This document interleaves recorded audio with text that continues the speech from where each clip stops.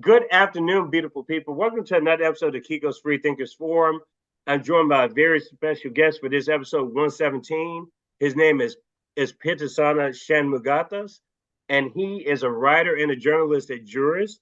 And he also, if I pull up his biographical information here, he got a Master's of Global Affairs at the University of Toronto.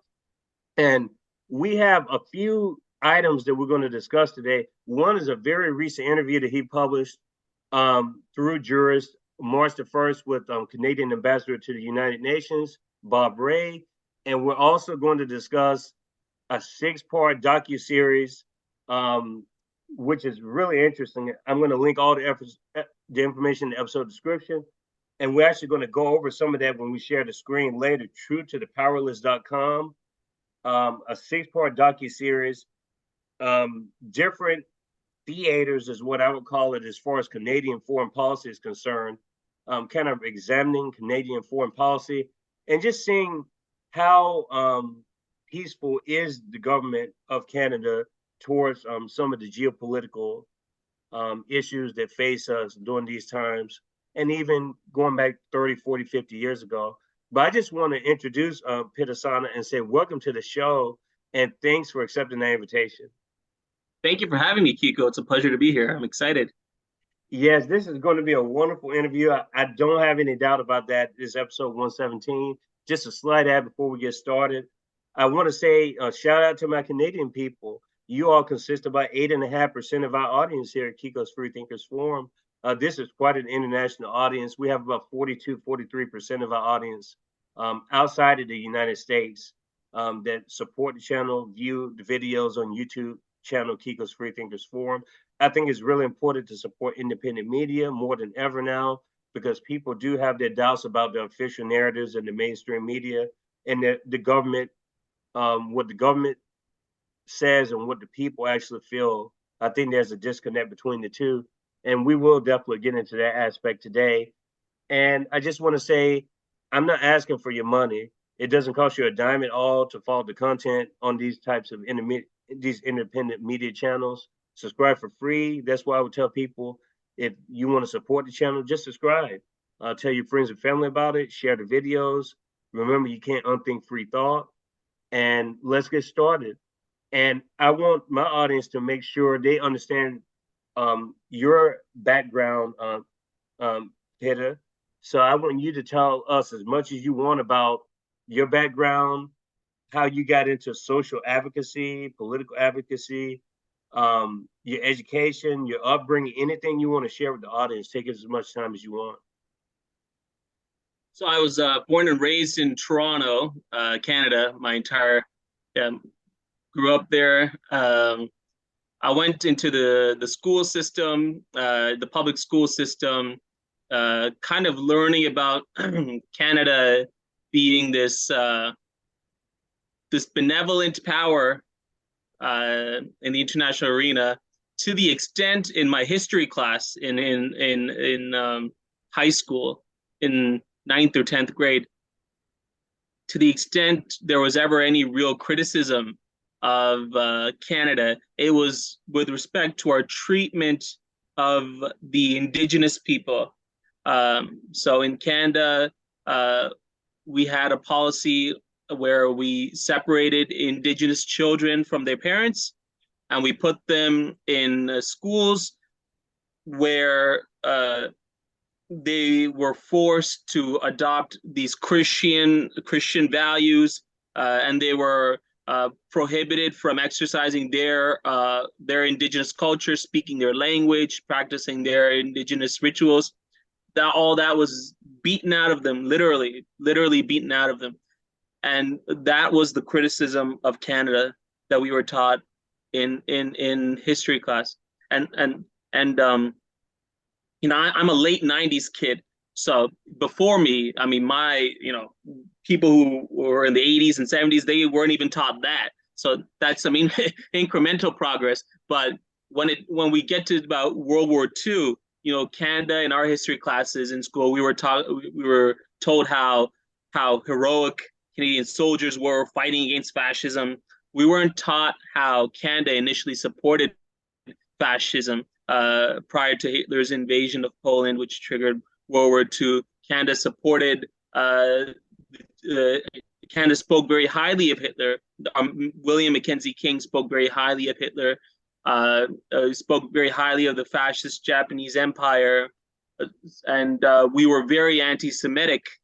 Canada, we denied the entry of Jews that would come onto our shores, and we turned them back, and they were, many of them, killed in the gas chambers, and a lot of that wasn't really taught to us, and a lot of how Canada, plays a role in overthrowing democracies and all that stuff that we discuss in our docuseries isn't taught. So that was my high school education, and my undergraduate education was kind of in that realm. And it was during my undergraduate period that I stumbled onto a book. I did my undergraduate studies at the University of Toronto. I stumbled onto a book by a Canadian author named Yves Engler. Yves Engler, he wrote a book called The Black Book of Canadian Foreign Policy.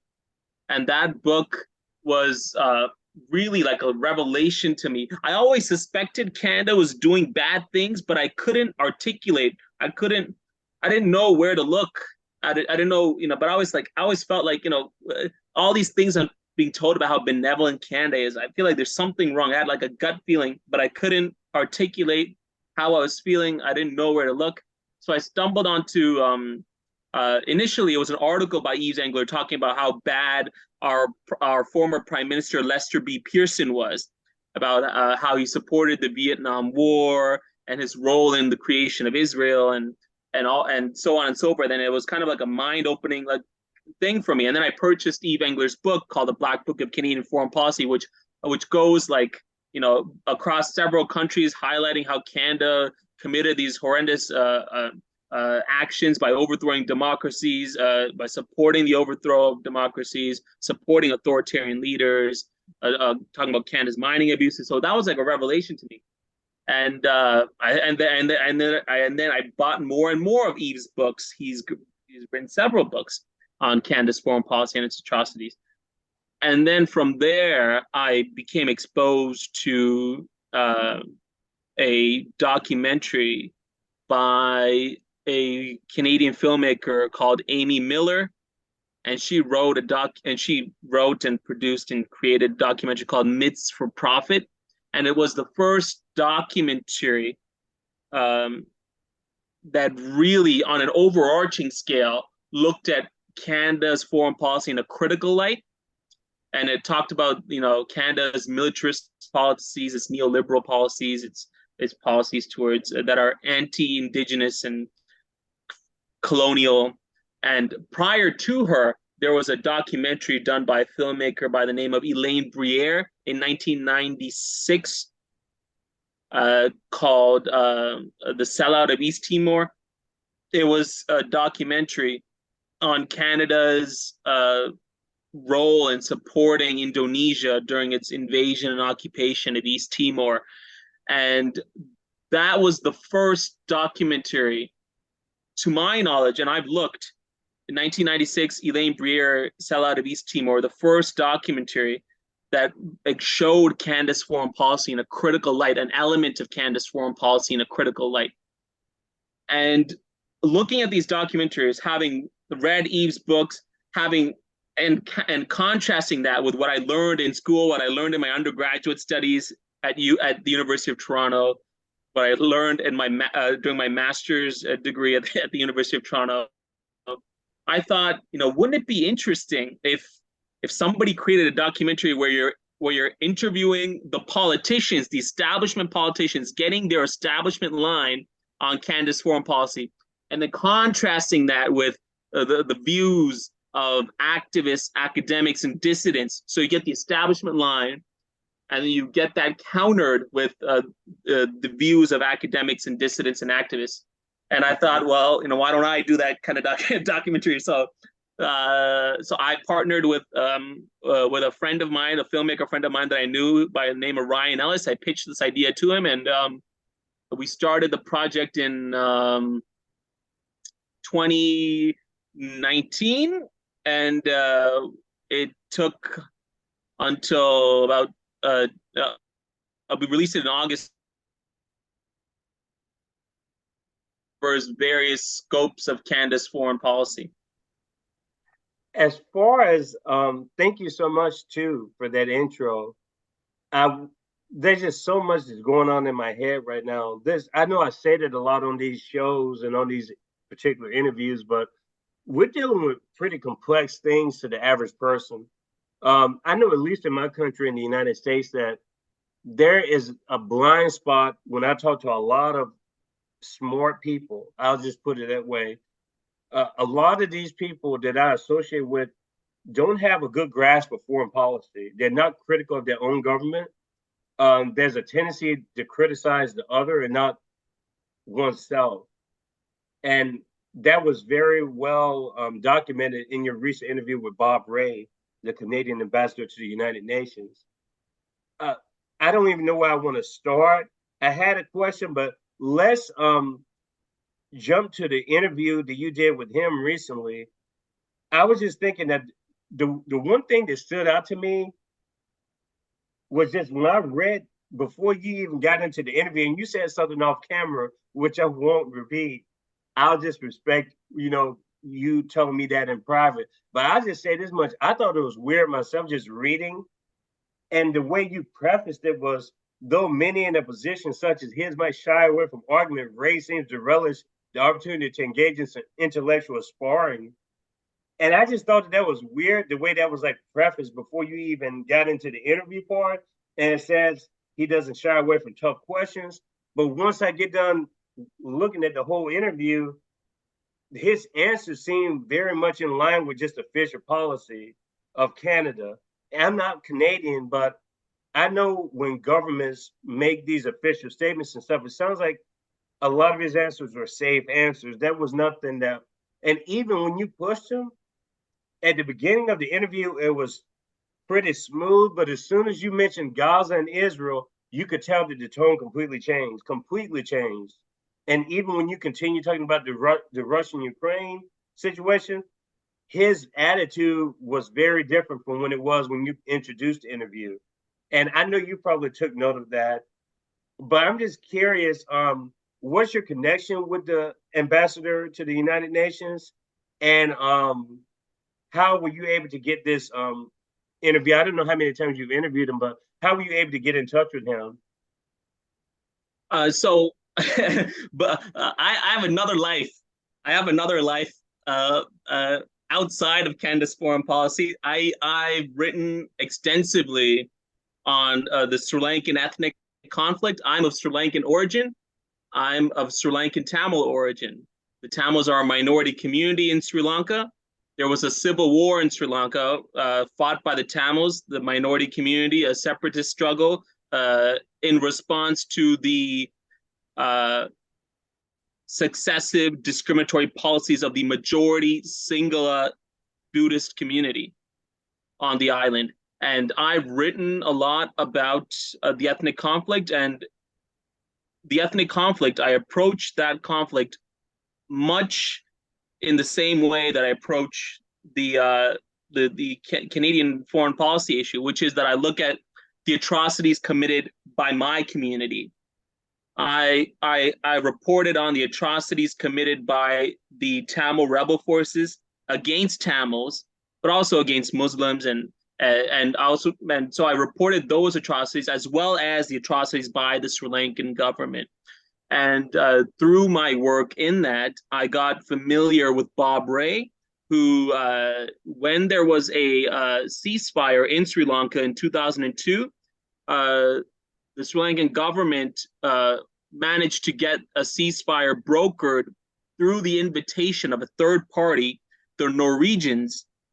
The Norwegians came to Sri Lanka, brokered a peace with the brokered a ceasefire with the LTTE, the Tamil rebel movement, and the Sri Lankan government. And the Norwegians had sought the assistance of a Canadian NGO called the Forum of Federations. The Forum of Federations is an NGO that promotes federalism around the world. The head of the Forum of Federations was Bob Rae. Bob Rae is now Canada's ambassador. So Bob Rae went to Sri Lanka and assisted the Norwegians in trying to bring about a durable peace to end the Civil War. And Bob Rae published some material regarding recollecting his experiences in that regard after a few years after the Civil War ended. I had encountered the book that Bob Rae wrote, a chapter in which is on Sri Lanka, and I in 2018 interviewed Bob Rae on that matter. And that is how I first became familiar with Bob Rae, and that's how he first became familiar with me. And subsequent to that, he saw many of my social media posts on Sri Lanka where I report about atrocities in Sri Lanka committed by the government, as well as past atrocities by the rebel group. That's how I became familiar with Bob Rae. I have him as a friend on Facebook, and I've engaged with some small discussions here and there with him. And that's how he became familiar with me. But however, to get that interview, I had to go through the proper channels. I had to go through the Ottawa, the Global Affairs Canada, which is our foreign policy department, like kind of like the U.S. State Department, that equivalent. So I had to go through those channels and tell them I'm a writer for JURIST. I'd like to do an interview with Bob Rae. They wanted to know what the interview was about. And I told them the interview was about Canada's adherence to the rules-based international order. And that's what the interview was about. Every question had to do with Canada's adherence to the rules-based international order, really. So I stuck to my interview point. And then eventually they agreed to grant me an interview, and that's how the interview came about. And that's how my relationship with Bob Rae came about. But I'm not sure to what extent my actual relationship with him played a factor in me actually getting the interview. That's another question. As far as when you were introducing kind of like your eyes on the world of social advocacy and just how you got into political advocacy to begin with, a lot of what you said concurred with the documentary. Pretty much the point where you were talking about Hitler and the anti-Semitism. I mean, that's pretty much the first document. The first documentary talks about everything you were describing. And then, East Timor, like that was also part of the docuseries. Like all this stuff is part of the docuseries. Something that I also saw that kept coming up in the docuseries in this particular interview that you gave with the ambassador, and you just mentioned it. What is rules-based international order? I saw that over and over and over. What exactly is that for my audience? That's a very loaded question, because the rules-based international order, what we understand it to be is that all countries, all citizens of every country, political officials or otherwise, have to adhere to the rule of law. Nobody's above the rule of law. Nobody's above the constraints of international law, the constraints even within domestic law, you can argue, so long as it's constitutionally just and valid.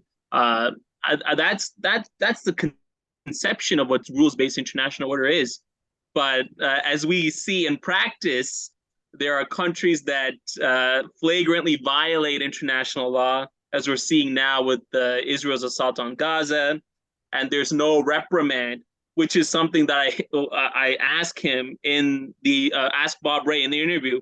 Why is it that the Canadians are frustrated that Israel is carrying out these what they view as numerous violations of the Geneva Conventions, and the Canadian government is not reprimanding them in any way?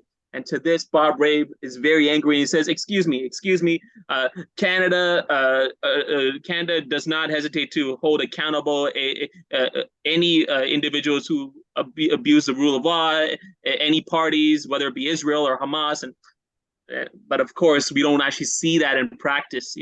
I think it was, if I'm not mistaken, I think the United States had, even prior to Canada, placed sanctions on Israeli settlers in the West Bank that were carrying out human rights abuses. And the United States had done this. Biden had done this before Canada had even done it, if I'm not mistaken. So I mean, that just kind of shows you kind of where we are, you know, because people regard Canada as being better than the United States Hmm. on the human rights issue or on a multiple range of issues. But I mean, it just kind of goes to show where we are on this front, how far behind we are. And I've always made the argument really that Canada, if it wanted to, it could take a principled position on the Israel-Palestine conflict, vote in favor of UN General Assembly resolutions criticizing Israeli settlement building, and sanction Israeli settlements, products from Israeli settlements in the occupied territories, uh, and really adopt policies in adherence with the rules-based international order, and do this without significantly losing votes that to a substantial amount where it would actually turn an election. Whereas in the United States, you have the Israel lobby, and it's a little bit, and they're more mobilized there, where politicians feel the need that if they are too, let's say, progressive or radical, or even too much in adherence with the rules-based international order on Israel-Palestine, then they may lose an election. But as we see with Biden, it's likely he's going to lose the election anyway, because he's likely going to lose Michigan, because it's a swing state, and there are a lot of people in the primaries that voted uncommitted during the Democratic primaries for Biden. Voted uncommitted, didn't vote for Biden, and that kind of showed really where this election is heading. I think it's a glimpse to where it's heading. That this pro-Israel policy of Biden's is just going to cost him the election. I feel like I veered off a little bit. So No, you're fine. And even in that vein, I tend to agree. I don't know how much of an effect that Michigan would have, because honestly, based on the latest trends, he's going to lose all the swing states, not just Michigan. And I don't even think it's necessarily confined to Palestine and Israel, because it's not like Trump, if he gets reelected, that he has any better grasp of the situation when it comes to kissing Israel's ass, the AIPAC lobby, and everybody else in Washington, D.C. They're pretty much we see it as like the one party system, the two parts. And somebody in the docuseries put it perfectly: a status quo under a different name. I mean, that's the way we see the Democrats and Republicans. They're just ruling class parties under different names, different colors. They do the same shit, just do it in a different way, to appease those audiences and capture those groups. Um, there's just a lot within your interview. I'm going to continue to kind of mix both together, the docuseries and the interview, just for the audience so they can understand what's going on. I wanted to also clear this up. Something that came up in the docuseries. What is the Commonwealth? Because I kept hearing this, and it may seem like a very simple question, but I don't think a lot of people understand how that works, because I know that Canada broke away from the UK as far as, but what is the Commonwealth and who does that apply to when you hear that word? the Commonwealth, as I know it, and I'm not an expert on monarchies and all that stuff, but the Commonwealth, as I understand it, is countries that were uh, formerly colonially occupied by the British, uh, when they achieved independence. Instead of totally breaking free from the monarchy, uh, a system was created called the Commonwealth, whereby the head of the head of government in each country would be the Queen or the King of England, uh, the symbolic head. But the people of those respective nations within the Commonwealth will have self-determination and authority to govern themselves. However, the sovereign is the symbolic head that reigns supreme, and that's my understanding of the Commonwealth. But really, it's interesting if we see how many of the Commonwealth nations, for instance, like Canada, Australia, if we look at their actions in supporting Israel's occupation of the Palestinian territories. We see one of the reasons why they're doing that is because they see themselves in Israel. They see, because Canada is a settler colonial nation that was established on the expulsion and the brutal genocide of the indigenous people. And Israel is a settler colonial nation that was established on the brutal repression and the expulsion of its indigenous people. And so you can kind of see how, these nations in the Commonwealth, their policies are very identical. And it has a lot to do with the fact that we're a Commonwealth nation, we're a colonial nation. And it's interesting that, Bob Rae, he, prior to re-entering political life as Canada's ambassador, he was a lawyer for a law firm that works on Indigenous rights issues, Canada's Indigenous rights issues. He's a lawyer by profession. And it's interesting how he's so outspoken about the Indigenous communities in Canada and their and the inhumanity that they suffer, but he can't make the link towards Israel's treatment of its indigenous people, the Palestinians. And I've never asked him that question, but I've always found it to be very interesting how he can't make the link. Of course, he would argue that the Jews are the indigenous people, and so you know where that goes. But as far as take your time answering this question as much as possible. I know that this may be a difficult question to answer, but I had to ask it because just watching the docuseries and also just preparing for this interview, this came to mind. And it's funny because I thought about this before I even read the interview piece, which only added to my curiosity for asking the question. How can the beneficiaries of colonialism, what is G7 or G20, whatever you want to call it, how can these groups ensure that human rights are recognized on an international level and simultaneously hold themselves accountable for violating human rights abuses? I mean, I guess first they can start by adopting international treaties. Like the United States, for instance, it won't adopt the Rome Statute, so at least Canada does that. But well, the first thing we can do is maybe adopt international conventions and international human rights conventions and international law conventions that would, on the surface, give the impression that we're on the move towards adhering towards rules-based international order as it should exist. That's probably number one.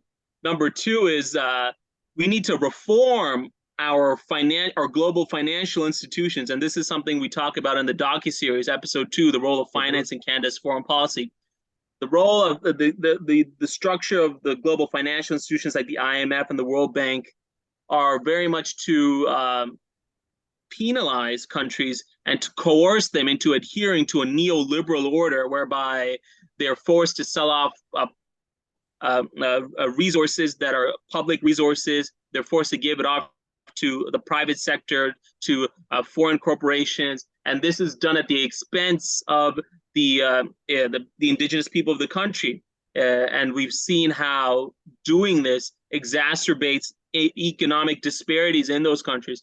So these global financial institutions need to be significantly reformed so that it will actually work in conjunction with the needs and interests of the majority of the people of those respective countries.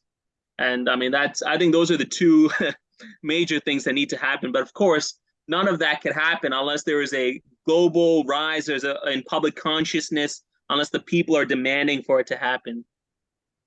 Yeah, I appreciate you answering that, but it's just to me it sounds very top down. That the approach, even the conventional approach, sounds top down because you're asking groups that benefit from the natural resource extraction of the global South at the expense. Basically the IMF, the World Bank, all these different transnational groups. They expose everything. They expose the Amazon rainforest. They expose any sort of wealth of resources you can think of around the world. And they use the, like you said, the penalizing and the sanctioning as almost like a leverage tool, because they know when these groups aren't able, these countries aren't able to pay their bills or whatever, they can always say, well, let them take over it, okay? Like they give them loans a lot of times that they know they can't pay back. I mean, i.e. Ukraine, the first time in 2013 that no one talks about. It's just like, that's hard to kind of contextualize for people, because even when you're talking about the Russian invasion of 2022, that Russian 2022 invasion didn't start out of thin air like the mainstream media wants us to think. But the fact that you even question, I guess, the whole idea of like, okay, Russia had a reason to attack. If that is even part of the prefacing of the question, it's like, you mean, so you must like Putin? That means you're pro Putin because you're giving them a legitimate reason to invade Ukraine, but you're simply just putting it in a broader context that's being left out. And I think that that's a tendency for, everyone does this. Russia has its own official policy. Sure, absolutely. But you're asking people in the West, and I don't consider Russia part of the West, and the Western governments don't consider Russia part of the West. Clearly, it doesn't. They've already drawn the line in the sand. So people here are supposed to simply fall in line with what our officials tell us to do.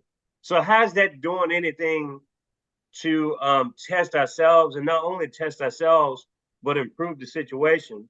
Because sure, Russians, they may be just doing what the government's telling them to do, but at the same time, you're going to hold them more accountable than you're holding yourselves when you're doing the same shit that they're doing, like the governments we're talking about.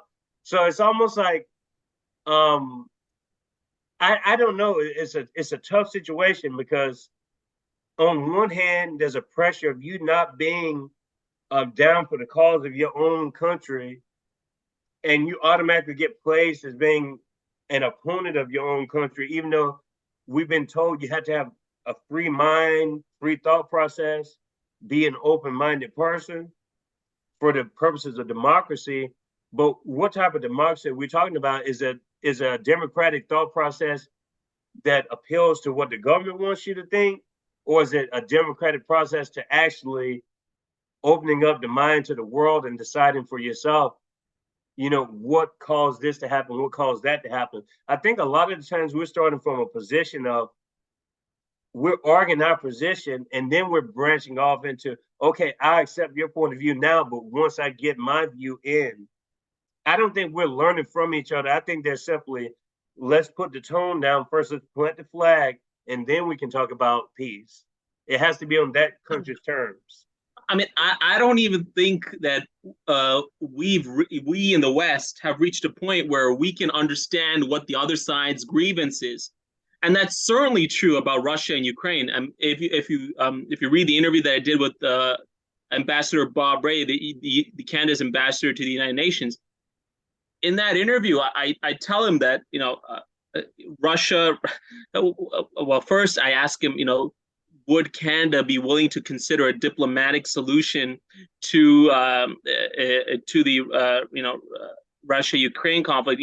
Ask Russia, give Russia guarantees that in exchange for Ukraine not being given NATO membership, for Russia to return a significant amount of territory, Ukrainian territory it occupies, as a way to prevent the further deaths of Ukrainians that are happening. And Bob Rae's like, he says this verbatim. Are you serious? You're kidding. Are you serious? Are you serious? He says that verbatim, and that shows his inability to understand that Russia regards any prospect of Ukraine joining NATO to be an existential threat to its survival. And it's not just Putin that said this. Gorbachev said this. Boris Yeltsin said this.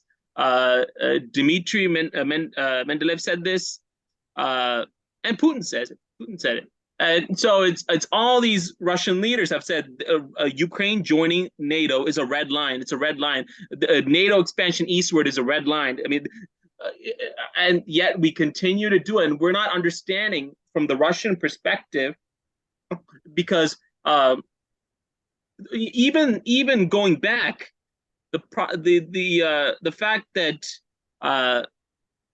during the end of the Cold War, Gorbachev had come to an agreement with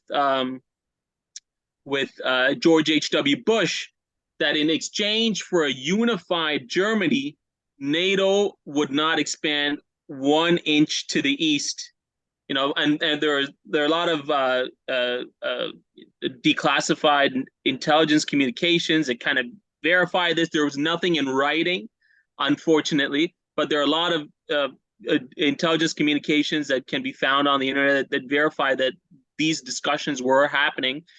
And there was a gentleman's agreement between Gorbachev and George H.W. Bush that in exchange for a unified Germany, NATO would not expand 1 inch to the east. And that was a significant concession on the part of Russia, considering how during the 2 world wars, Germany was, committed serious damage to Russia. So to have a unified Germany, and then to have Germany in NATO, that's a significant concession on the Russian part.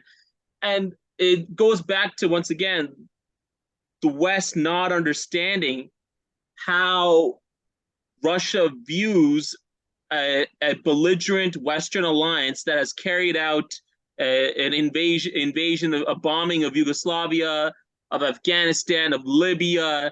This belligerent Western alliance now right on its doorstep. It's expanded right on Russia's doorstep, carrying out military exercises. The fact that people like Bob Rae can't understand this is the reason why the conflict is escalating to such an extent, and why people like me and people like yourself who are saying, let's try and understand what Russia's grievance is, let's try and work out a diplomatic solution.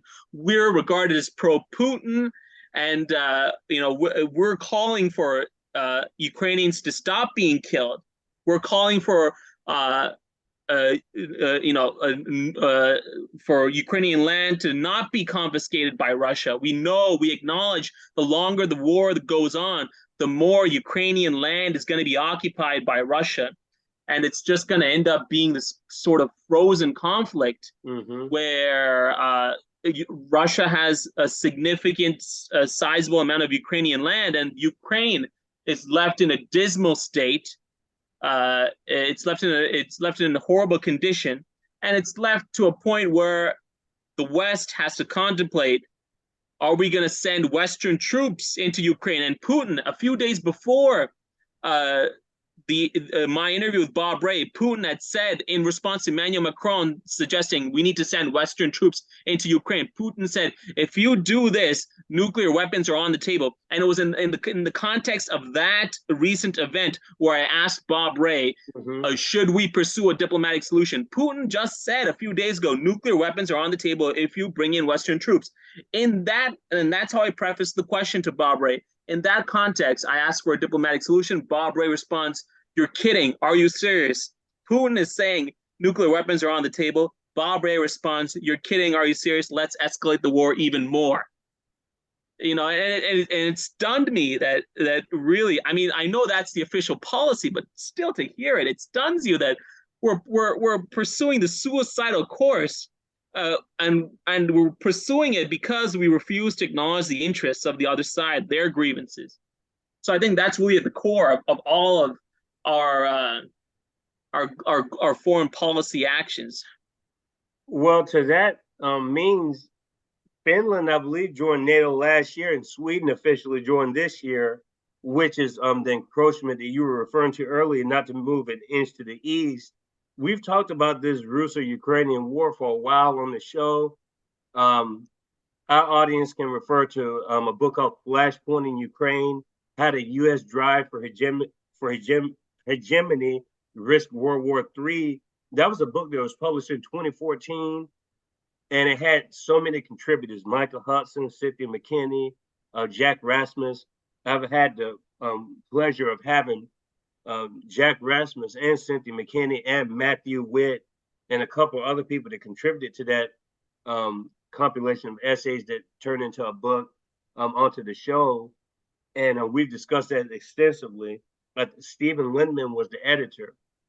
He's recently passed since then, and but Stephen gave a lot of different voices in that book, a lot of nuanced perspectives with regards to that situation that started back then with the Orange Revolution, the Euromaidan, and everything else is covered in that book that was published in 2014, Flashpoint in Ukraine.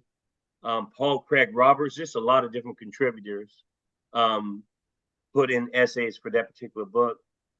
I think it's interesting what you said about you were surprised by what he said. I know that a lot of that's rhetorical. Some of that may be like literally, you can't believe he said that. But at the beginning of the interview, he admits when you're talking about, when he establishes already, he talks about the North American Free Trade Agreement. And then he says, Ambassador Bob Rae, that is, he says, so we have not only become members of the United Nations, we have treaty relations with our NATO partners. We have treaty relations with our Organization of American States Parties. You just go down the list and you can see the number of bilateral, multilateral treaties and agreements that we have written. So he tells you right there, we're Team NATO. He says that NATO is a military alliance. So without, I guess, being surprised, I mean, you are surprised because it's like you would think being in government, there would be some kind of an understanding of diplomacy. The whole point of diplomacy is to understand different parties, to understand. And Bob Rae is also a diplomat. Because I mentioned to you, because he did diplomacy in Sri Lanka, so he knows the value of diplomacy. But he responds when I cite people like Noam Chomsky and John Mearsheimer and Jeffrey Sachs. He says that diplomacy. I forget what the word the exact expression, but he says something to the effect of diplomacy should not be used in disguise of fascist to curb fascist tendencies, or something to that effect. But he does not view the situation as a situation in terms of Russia's offensive in Ukraine. He does not view that as a situation where you could have a diplomatic solution. It's a zero-sum game for him. It's either Russia wins or Ukraine wins. And Ukraine won't win because Russia once again regards this as an existential threat to Ukraine joining NATO, as an existential threat to its survival. If Russia loses, I really don't even know how that would conceivably look like. But if Russia loses, the knock-on effect. Antony Blinken, Secretary of State Antony Blinken, just said a few days ago, we're still determined to get Ukraine into NATO. So if Russia loses, I have no idea what that would look like, but that would mean Ukraine joining NATO. And we'd be foolish to think that Russia, if it's ever in a position where it's going to seriously lose the war, whatever that looks like, that Russia won't use nuclear weapons. I mean, once again, this is an existential threat to their survival. They're not going to relent. Just like when, and I say this in the interview, when the Soviets put nuclear missiles in Cuba, the United States regarded that as an existential threat to its survival. And the United States was ready to blow up the whole world for it, even though Cuba had total legitimacy to have nuclear weapons in their country because of the failed Bay of Pigs incident, because of the numerous attempts the CIA was orchestrating to try to assassinate Fidel Castro, to try to overthrow his government. A credible argument could be made that Cuba had every right to have a deterrence. But of course, you don't make that argument because you don't want a country that's right on your doorstep to have nuclear weapons. Just like Russia doesn't want a country that's right on its doorstep to be a member of a belligerent alliance that's continually expanded eastward and that's caused havoc and destruction in Yugoslavia and Libya and Afghanistan. No, but we can't look at it, from the other side. That's the problem. Well, when you have competing empires, I guess you can't give any legitimacy to that other empire. Only your rules of empire apply. And it kind of goes into what I was saying before about as long as you confine to the world order that your country gives you, is never good enough to hear another country's world order, even though they have the same rationale as you do. At the end of the day, it's like you have to be nationalistic for your cause. You can't be considerate of those empires because you're tied to this empire over here. Because, like you said, this argument has been made. This to me is the simplest argument.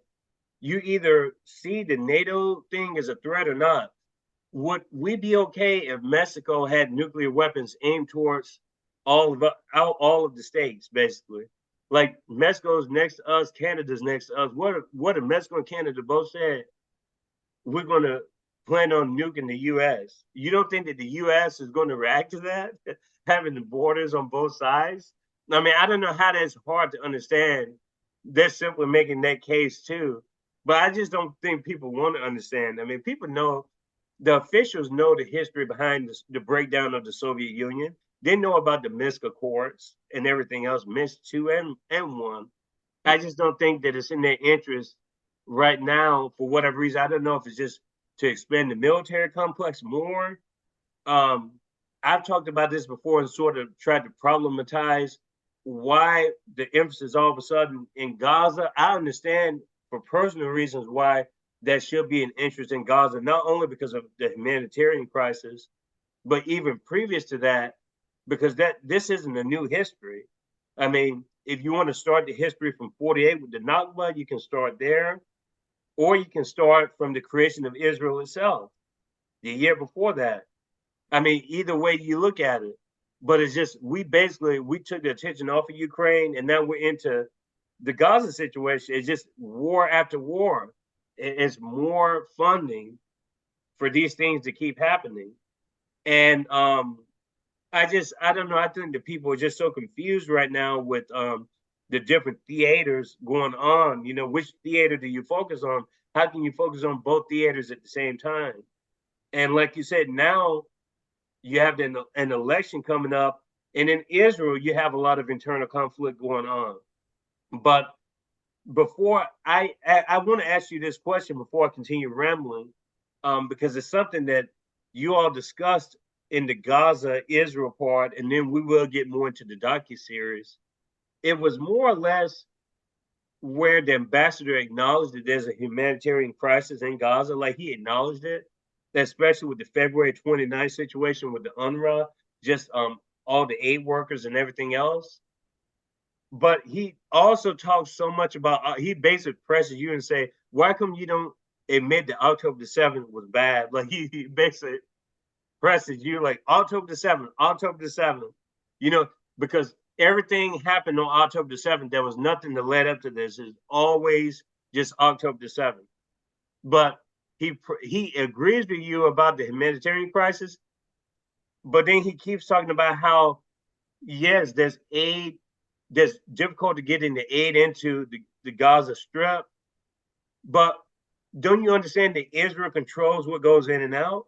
But he didn't say that. He never said once that Israel controls what goes in and out. Of course, that's the reason why you're having issues getting the aid in, because you're being occupied by the same people who are bombing you. Like, how would you be able to get the aid in? And I thought that was an interesting omission on his part. Yeah, I mean, it's interesting how Canada, not just Bob Rae, but the Canadian government can say that there's a humanitarian disaster that's going on in Gaza, but not look towards the root causes of that humanitarian disaster, which is even prior to October 7th was the blockade on Gaza, which rendered Gaza, as the former British Prime Minister, the Prime Minister at the time, David Cameron, said the Gaza had become an open air prison, because of Israel's blockade on Gaza. Now he's kind of he's kind of waffled on that and taken a different position because he's back in government. But, he said it at the time, which was quite significant. And now we've just seen the situation post October 7th worsen and worsen as Israel tightens the noose that it already had on Gaza even more. So the fact that the Canadian government can't, reprimand Israel and hold Israel accountable for its atrocities, for its actions in denying aid to get into Gaza, to flow into Gaza. The fact that the Canadian government can't look at the root cause of this, it once again shows our colonial mentality, our settler colonial mentality. How can the settler government be fallible? It's impossible. The settler government committing atrocities? No way. As far as the whole, and this is something that I've discussed with my close friend Ben Sadegafar, who I actually just got off the phone with before we got onto this interview.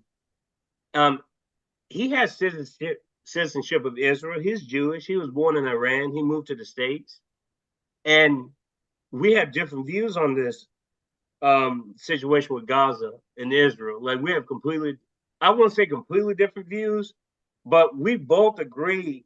And I don't know where you stand when it comes to this whole idea of October the 7th almost being known ahead of time by the Israeli government because of Netanyahu's unpopularity, and how that could have been a motive even just to keep him in power, like in Israel.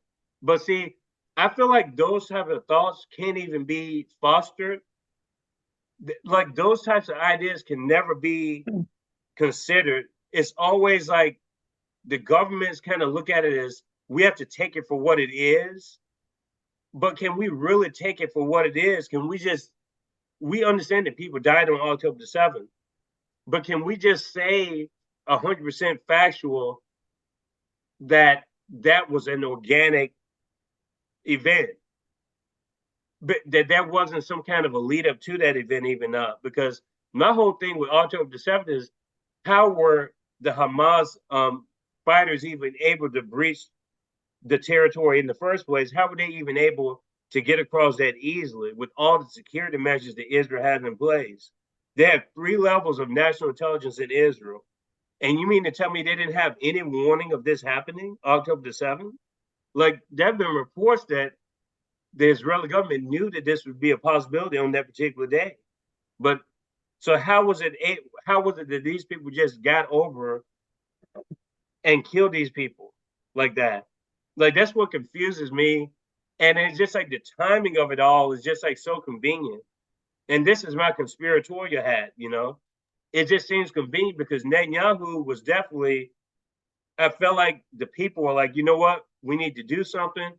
And it seems like now there's almost a reason to keep him in power because, he has this big responsibility now to handle with this latest October the 7th event.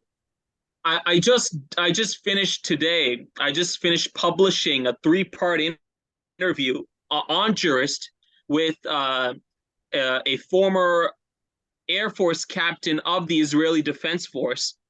I did an interview with him. His name is Yonatan Shapira, and he was born into a military family. His father was a military general, fought in the Yom Kippur War, and Yonatan Shapira, he had gone into the military and became very disillusioned with Israel's military policies, which he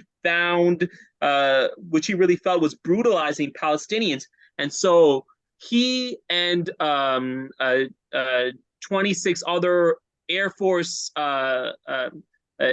members, both past and present, of the Israeli Defense Force, they had written a letter condemning Israel's policies, which they believe were targeting civilians and were causing significant atrocities and casualties.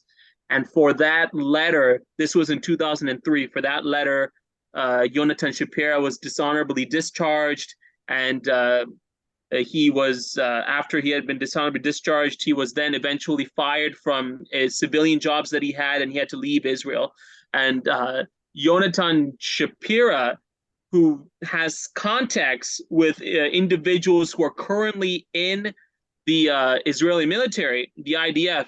It's published in the interview on JURIST that he gave to me. Yonatan Shapira says that he spoke with a member of the IDF who is presently in charge of airstrikes, of bombing missions in Gaza.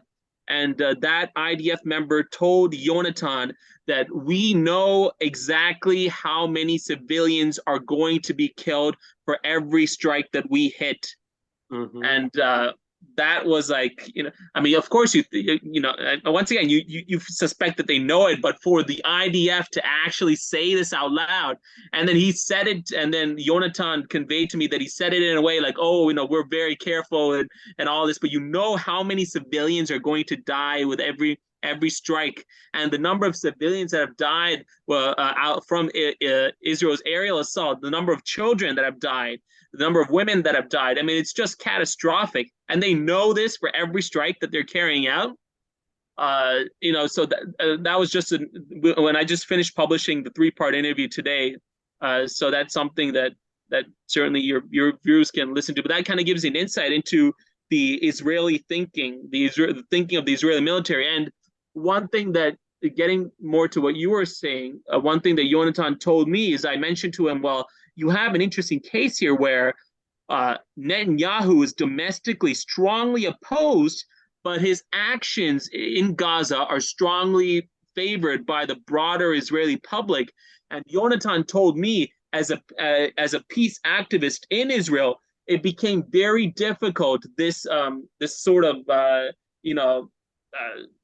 this sort of situation where you have the case where the prime minister himself is opposed, but his policies on Gaza are strongly supported. It became very difficult to organize and mobilize Israelis to actually campaign for the right causes, which is to end the occupation. And of course, ending the occupation would mean that somebody like Netanyahu would have to go. But the Israeli public, they largely favored what Netanyahu was doing in Gaza, which is, of course, worsening the occupation.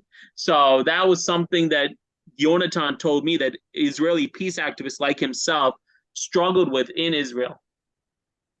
As far as the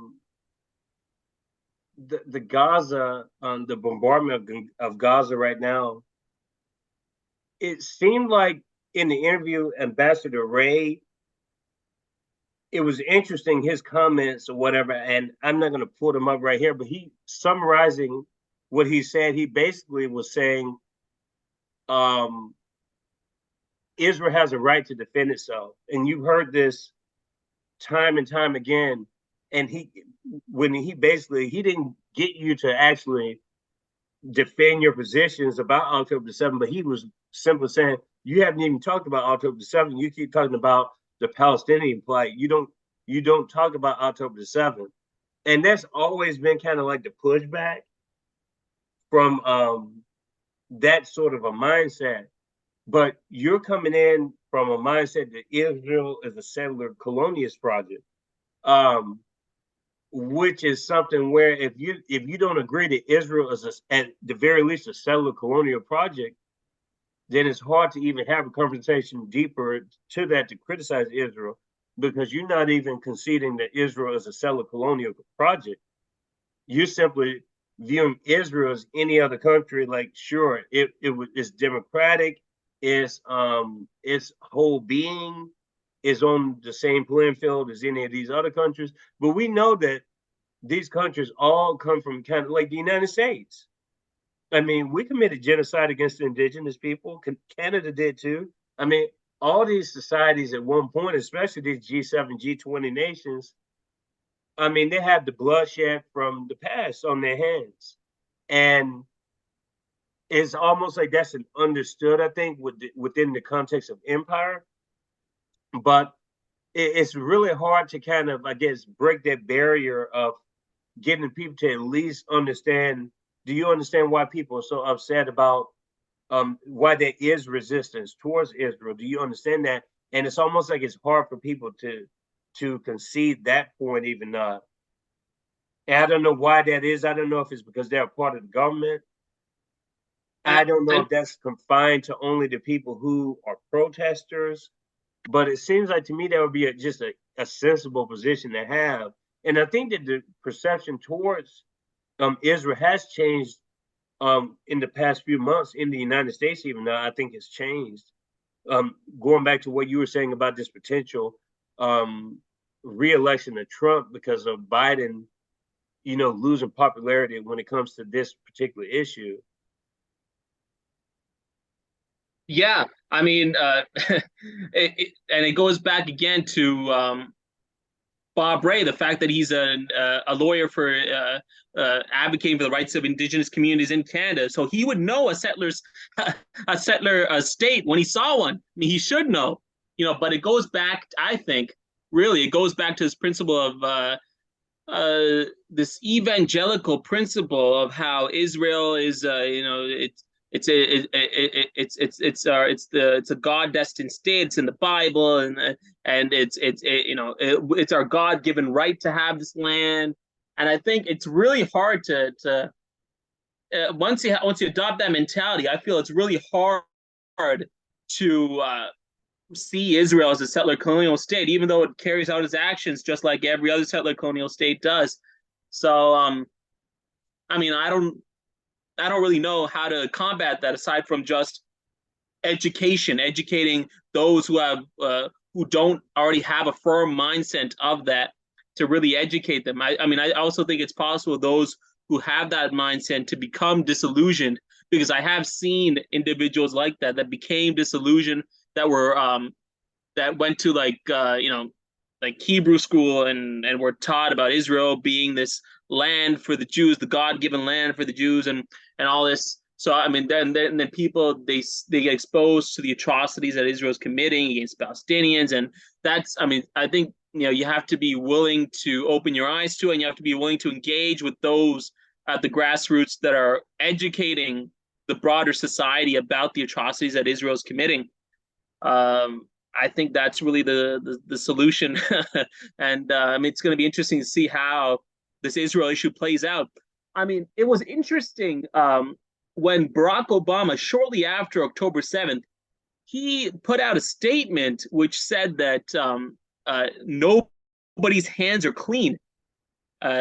He said nobody's hands are clean. In the aftermath of this of October 7th, he said nobody's hands are clean in this matter, which means that he's pointing blame towards Israel's long-held occupation.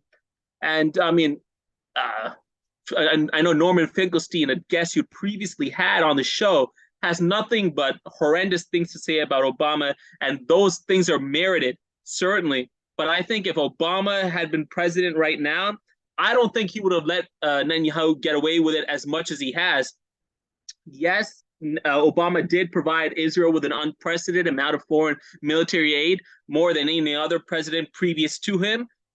Yes, Obama did let Israel carry out its assault in 2014 and 2012, and just allowed Israel to continue settlement building. But Obama is also the same man that gave the Cairo speech. Obama is also the same man that did the Iran nuclear deal.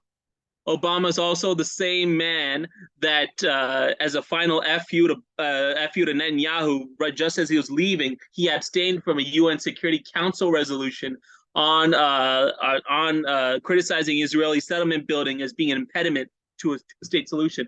And it was very clear that towards the end of his presidency, Obama really began seeing Netanyahu as somebody who was not serious about peace.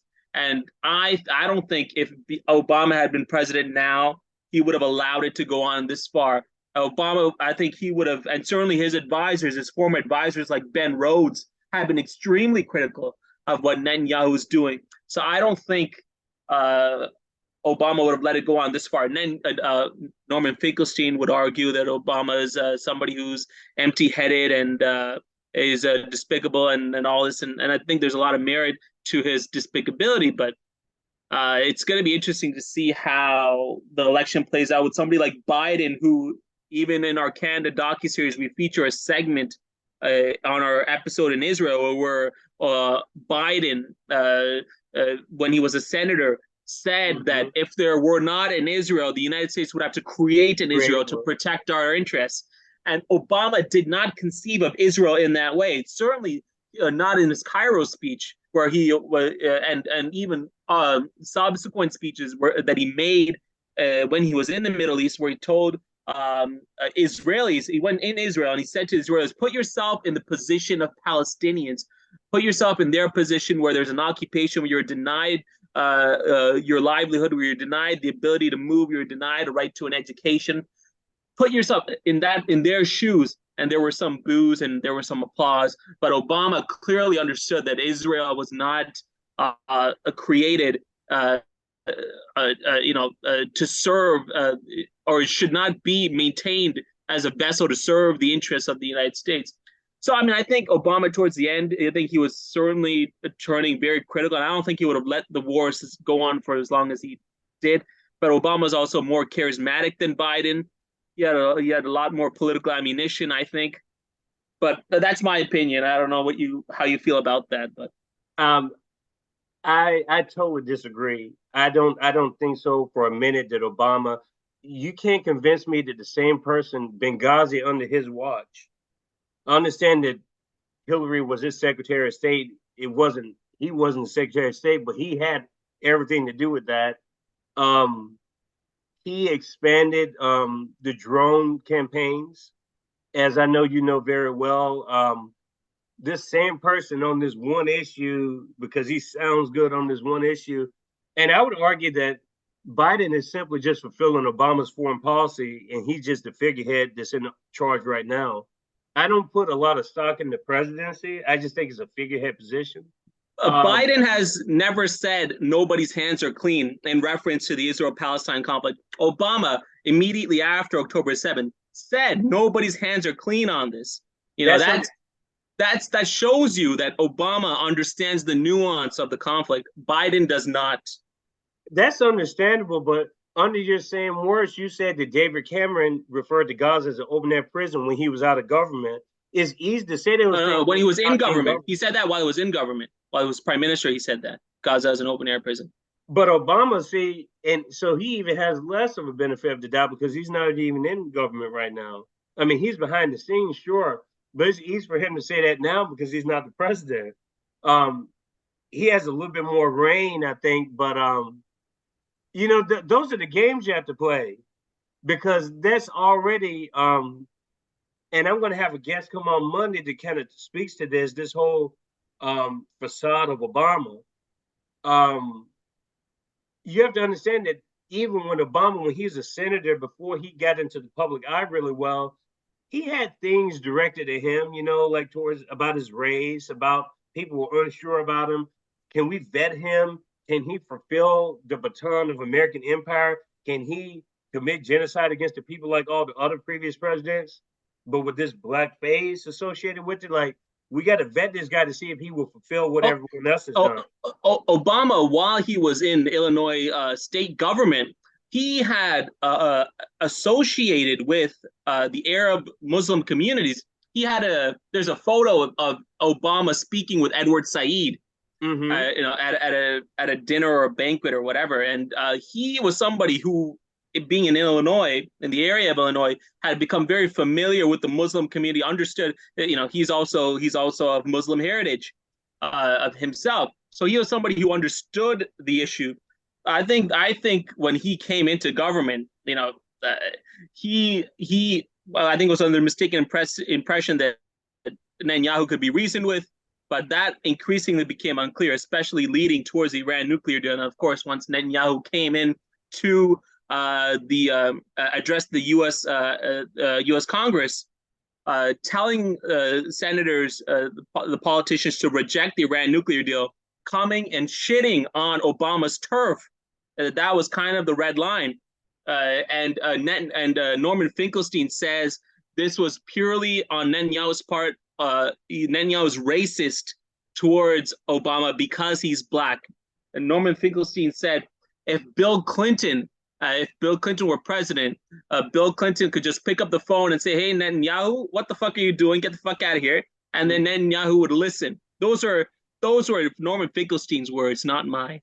But and I think that Obama failed to understand that. Now, not for 1 minute am I suggesting Obama is this benevolent figure. He had escalated the drone warfare program, the atrocities in Libya, in Afghanistan, Iraq, and just a whole mess of atrocities that happened under Obama.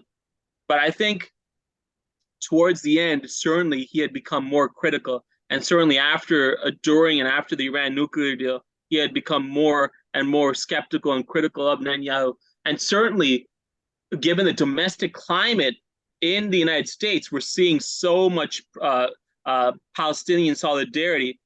I don't think Obama would have taken the same track as Biden, because Biden is somebody who firmly believes he calls himself a Zionist. He calls himself somebody who identifies with the evangelicals, and Obama is just not that way. And and I think there's just a lot of evidence going back to his time, even as a state government representative, to show that.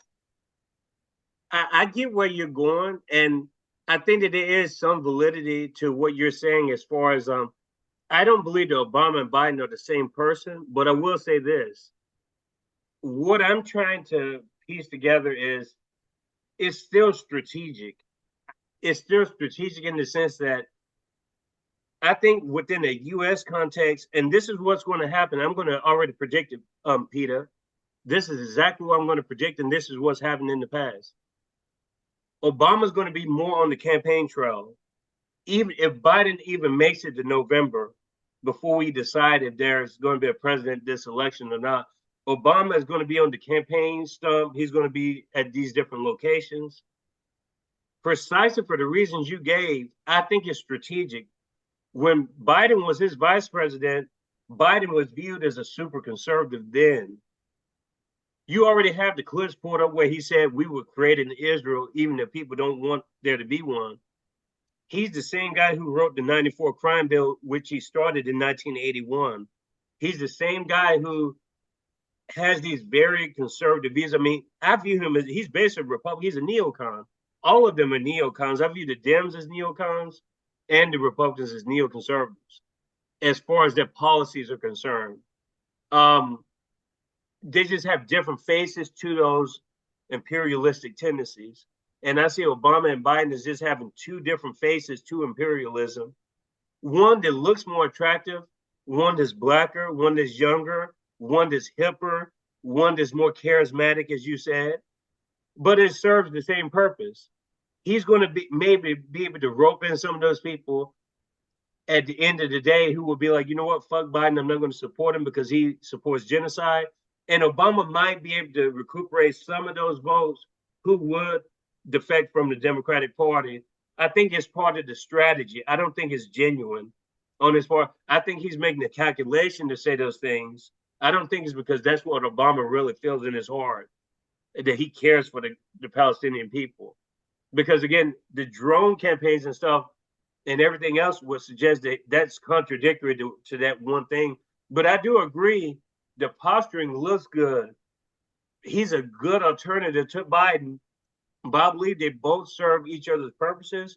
I think that's why he was Biden's vice president, because Biden had a different function in his government. He had a different personality, and Obama was viewed as a certain way. And he knew that. He knew that he was going to be viewed as the young, charismatic black leader, the first black leader of the United States. And you got this old conservative white man being your wingman. They know this stuff. These people in government are smart.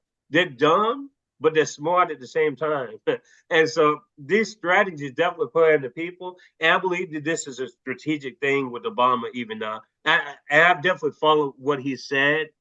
And that's just what I think. But there may be some validity to what you're saying, too. There's definitely some validity to what you're saying. I mean, it's also, nobody could have predicted Obama was going to do the Iran nuclear deal. I don't think anybody saw that coming. But Obama was very strategic in that he saw that the only way to really curb Iran's nuclear ambition and thereby strengthen regional security was to come to an agreement where, in return for alleviating the sanctions, Iran will keep its uranium enrichment to a point where it will not be viable for Iran to create nuclear weapons. Nobody predicted that was going to happen, but it did. And I think that there are certain nuances to Obama's foreign policy which people did not predict. Nobody predicted Obama was going to normalize relations with Cuba, but he did. And I think there are certain nuances to his policies which have caught people off guard. Certainly, progressive left-wing people like myself, where I'm like, oh wow, that's a very bold and progressive position. And Obama took the fall, the criticism from the hard right, the evangelicals for the Iran nuclear deal as well. That was a very bold move on his part. And of course, we see that Biden did not, re-enter the Iran nuclear agreement. Has not normalized relations with Cuba, which Trump reversed on both of those positions. So we see that, certainly Biden's to the right, and Biden lacks any sort of nuance to his policies. I mean, you can argue that Biden has done certain domestic policies, but he's only that are progressive, but he's only done that because he's been pushed significantly by the Bernie Sanders wing and by the left progressive wing. But I think those nuances in Obama's foreign policy, I think a similar nuance would have happened on the Israel-Palestine issue, because Obama, I think he would have seen the shifting tide that's going on right now in the United States, on campuses, on the streets. Politicians, U.S. politicians in the federal government can't even give a speech publicly without being heckled on Israel-Palestine. Hillary Clinton was just heckled a few days ago on Israel-Palestine. And so I think he would have seen this, and there would have been some sort of nuance to his policies, as we've seen, characteristic throughout the Obama administration. That has never happened really with Biden. So I think that would be my disagreement with you there. But I think overwhelmingly we both agree on Biden and Obama being two sides of the same coin, more or less. Yeah, I think that's what broke me away from the Democratic Party completely. I haven't been a Democrat since Obama's second term, because I did support him the first time around, like most people did. Even my conservative friends supported Obama the first time around. That's how popular he was at the onset of the late 07, 08.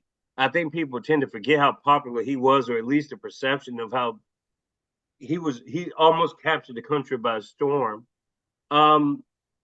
It's just where I stand as an independent, and where most people stand outside of the blue-red alliance, the Democratic, the Dempublican, the Republican, whatever you want to call them. I'm outside of those two.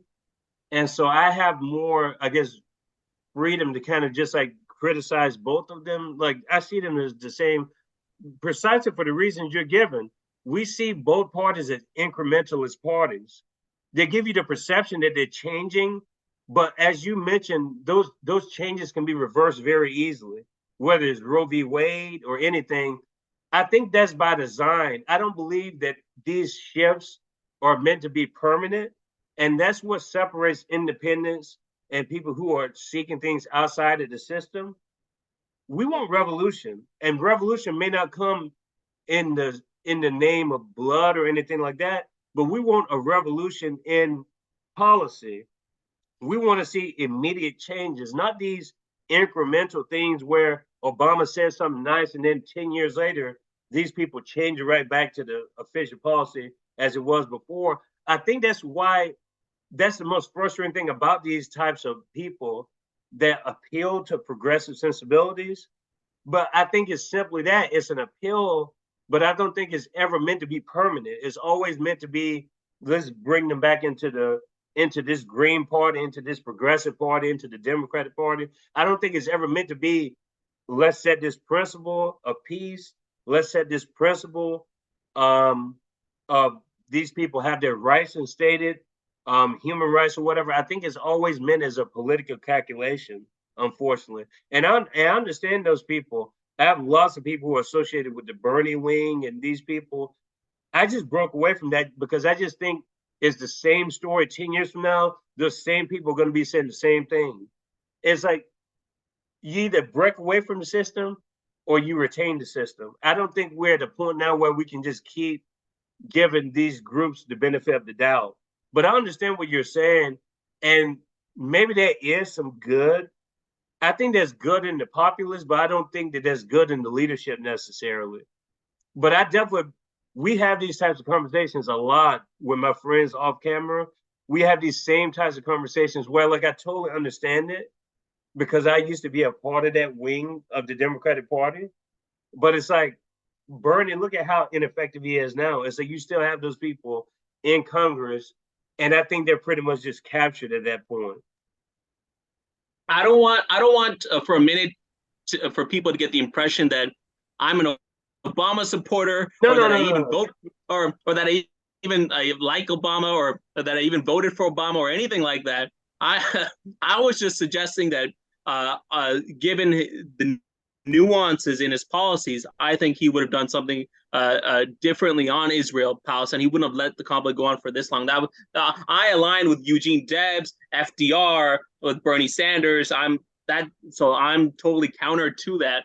But I think that you are right that these kind of discussions do go on among people that are in our circle, in the progressive circle, in the leftist circles, and I think there are interesting discussions to have, and it brings a sense of nuance to the conversation instead of necessarily painting it as black and white.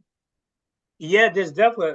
I think nuance is a really important word, and even with Bernie, it's almost like I think government overall is an issue because to what extent can these people change the system from within because they're a part of the system?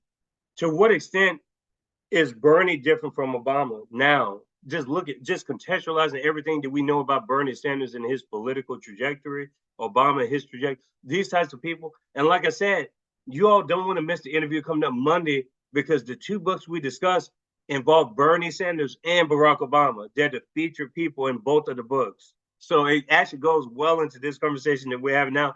And the person's actually a Canadian scholar too. So from Montreal. So it's going to be wonderful to continue that interview with this one. I had a question before we transition into your docuseries, and I wanted to say when you address people, when we talk about Gaza and Israel, because it's such a topic that charges people either way.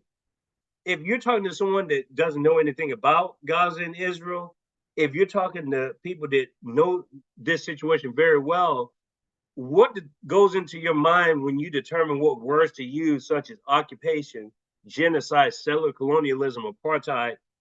How do you determine what to use to whatever audience you're speaking to? Yeah, that's a good question. I try to use words which, and I've gotten some flack for this, which can garner the most consensus. Because I believe you have to kind of draw people in first. You know, if you start out the gate by saying that Israel is a genocidal, homicidal, lunatic country, then you've kind of lost people who aren't adopted to that frame of mind. So I like to frame the discussion as saying that Israel's carrying out an occupation that's regarded as illegal under international law, and then from there you kind of get people kind of inquiring, okay, well, what is this occupation? Well, Israel's occupying Palestinian territory known as the West Bank and Gaza, and Israel's also occupying a territory called the Golan Heights, which belongs to Syria, and so from there you kind of start the discussion about Israel's also building settlements which are illegal. But if you start the discussion on Israel being this genocidal, lunatic state and use those kind of ad hominem, those kind of words, which I know people like Finkelstein like to do, and I know a lot of people take issue with that.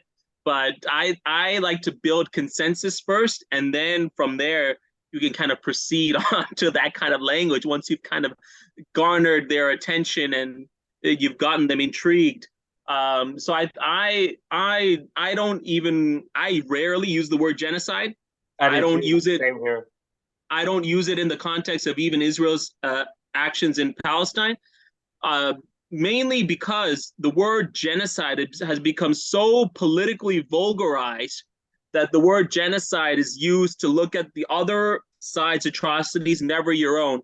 So when Indonesia invaded East Timor, which is something that we cover in the Canada docuseries, our Canada support for Indonesia during its invasion and occupation of East Timor, it resulted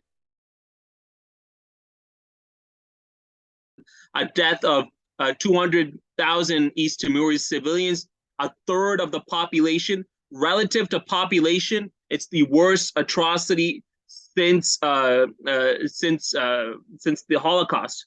It's the worst post-World War II atrocity, and we don't call that genocide. Why? It's because we were supportive of it. The West was supportive of it. You know, genocide is what China's doing to the Uyghurs, not what we did to the East Timorese. So the word has become so politically vulgarized that I just don't bother using it at all. And also owing to my personal history with the word, where the Sri Lankan Tamil community were alleging what the Sri Lankan government did to us was genocide, and those who use that word refuse to speak about the atrocities which the Sri Lankan Tamil rebel group were committing against Tamils, against other communities. It's only bad, it's genocide because the Sri Lankan government carried out atrocities against us. What we did to our own community and to the Muslim community, that's not genocide. That can't be mentioned. So I don't use the word genocide. I don't use it in this case with Israel's assault on Gaza. I'm not saying it isn't genocide. I'm just saying I don't use it. You know, the word genocide, its definition is also very problematic. The word, it says an attempt to kill in whole or in part, you know, a specific community, which is a very broad term. So I have issues with the definition itself, but I've only used it in two instances, which is the atrocities committed by the Nazis in World War II and the atrocities committed against the indigenous communities here in the West. So those are the only two instances where I've ever used the word. And let's not forget the Belgian Congo genocide that predates the Holocaust. But let's share the screen. I want the audience to see this particular site. And I like the way you use the word powerless. You have here www.truthtothepowerless.com. I like that. And that's kind of explained. You have a clip with Noam Chomsky where he talks about, you know, that whole idea of truth to power, that statement that we hear a lot, truth to power. I want my audience to see the episodes here, and I'm going to link this in the episode description. You have 6 episodes that are part of this docuseries. Episode 1, Canada's colonial history and its emergence in the post-World War II order. You talk about finance and Canadian foreign policy in the second episode. 3, the apartheid in South Africa and Israel. Episode 4, I admitted that I didn't watch all of episode 4 and 6.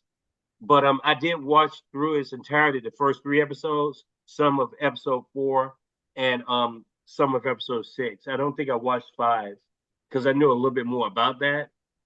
But I'll definitely end up rewatching all of these again because it's always great to get an educational tool.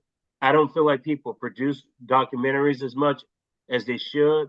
And it was really a breath of fresh air to see your contributions to this, being a writer, producer, filmmaker, and your contributions to this 6-part series, this docuseries here. I wanted to ask you this question. What was the most difficult episode to produce out of the 6? And how long did it take you to produce that particular episode?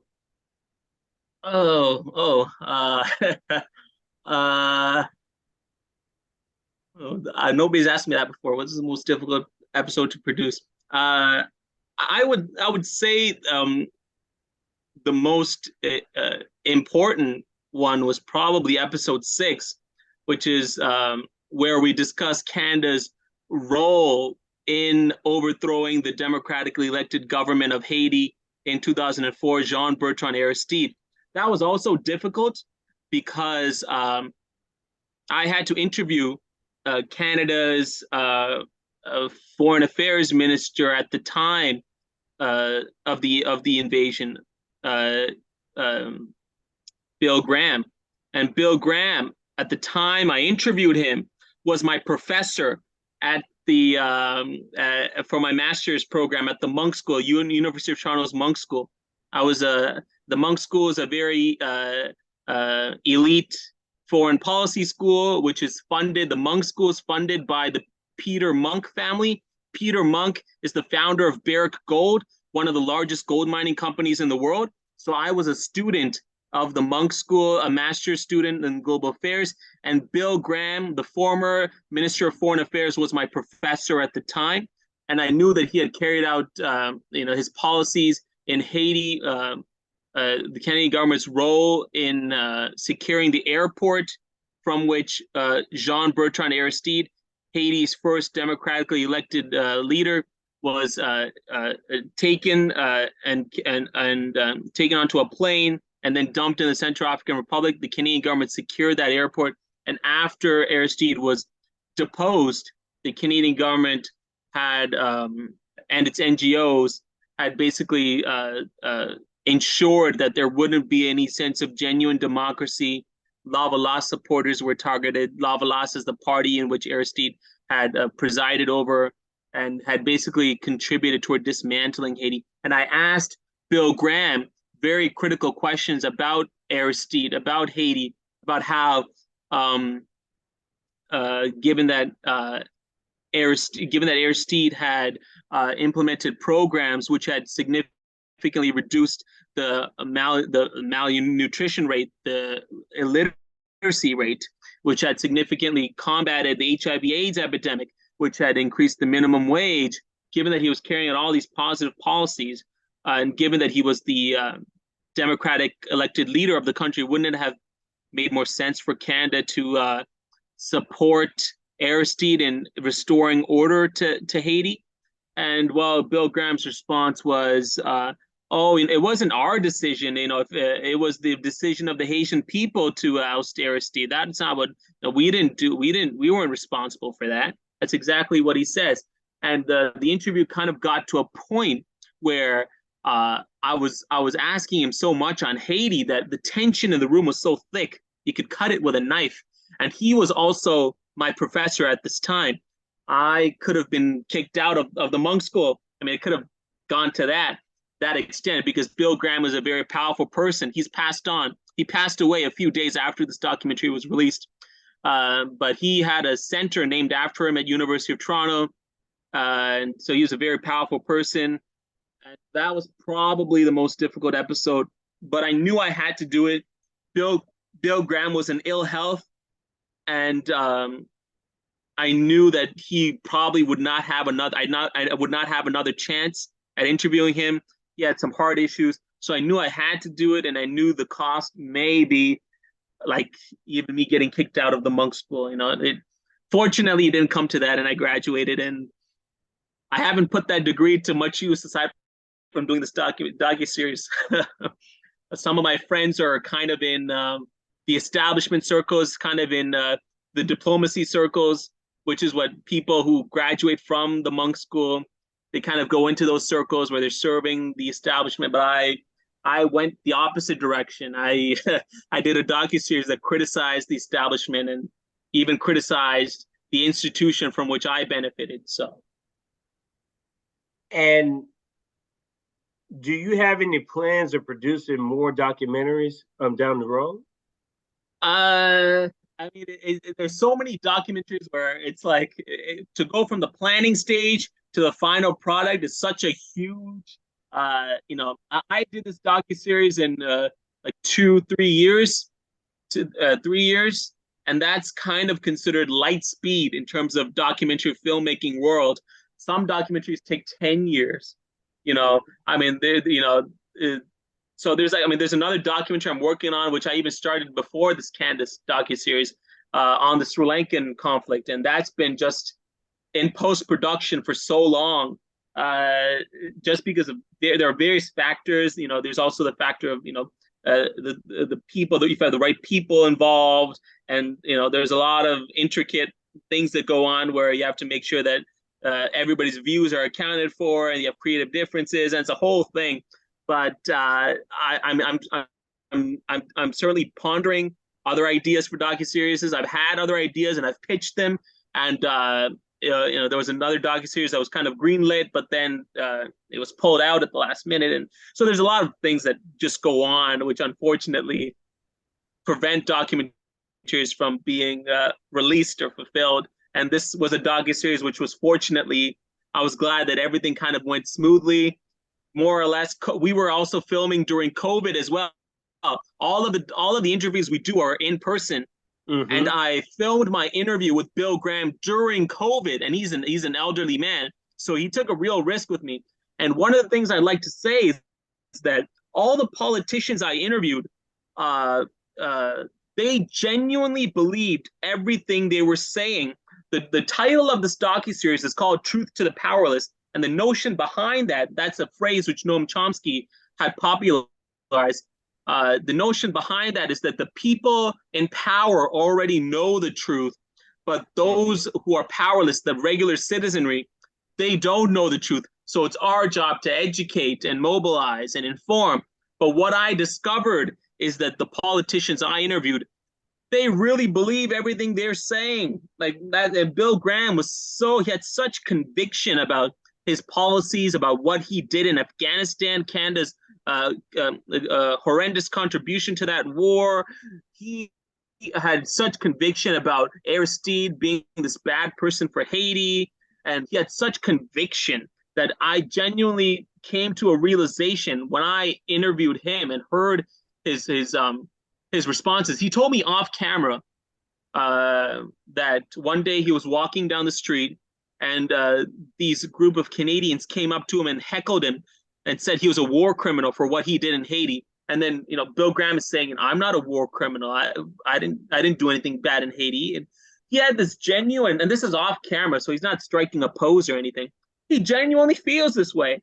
And so that was like a big revelation for me, where it was like, wow, these politicians genuinely believe everything they're saying. Bob Rae genuinely believes everything he's saying. And his policy on Russia-Ukraine is a suicidal one, but he genuinely believes that's the right thing. He doesn't believe it's suicidal, even though it is. And that's a frightening thing. And when when Bill Graham died, shortly a few days after this docuseries was released, I was reflecting on his death just because I knew him personally. He was my professor, and and all these politicians I interviewed are really nice people. They're lovely people, extremely humble, generous. Bob Rae is an extremely humble person, extremely kind person, a generous person.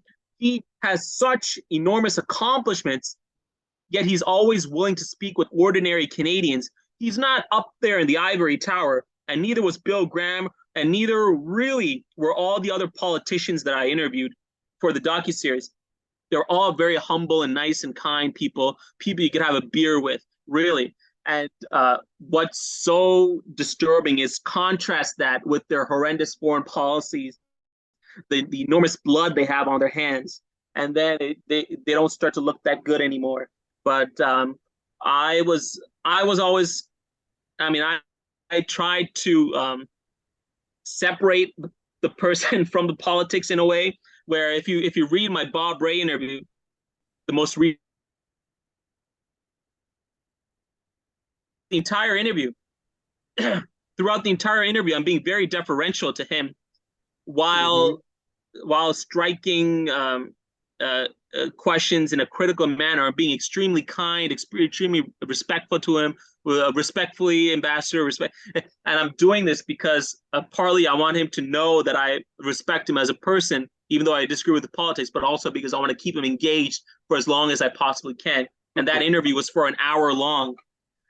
So, so maybe those in power, maybe they really don't know the truth. And that's the conclusion that I came to, which is in stark contrast in some ways with the title of the docuseries, which is Truth to the Powerless. The powerful know the truth, but the powerless don't.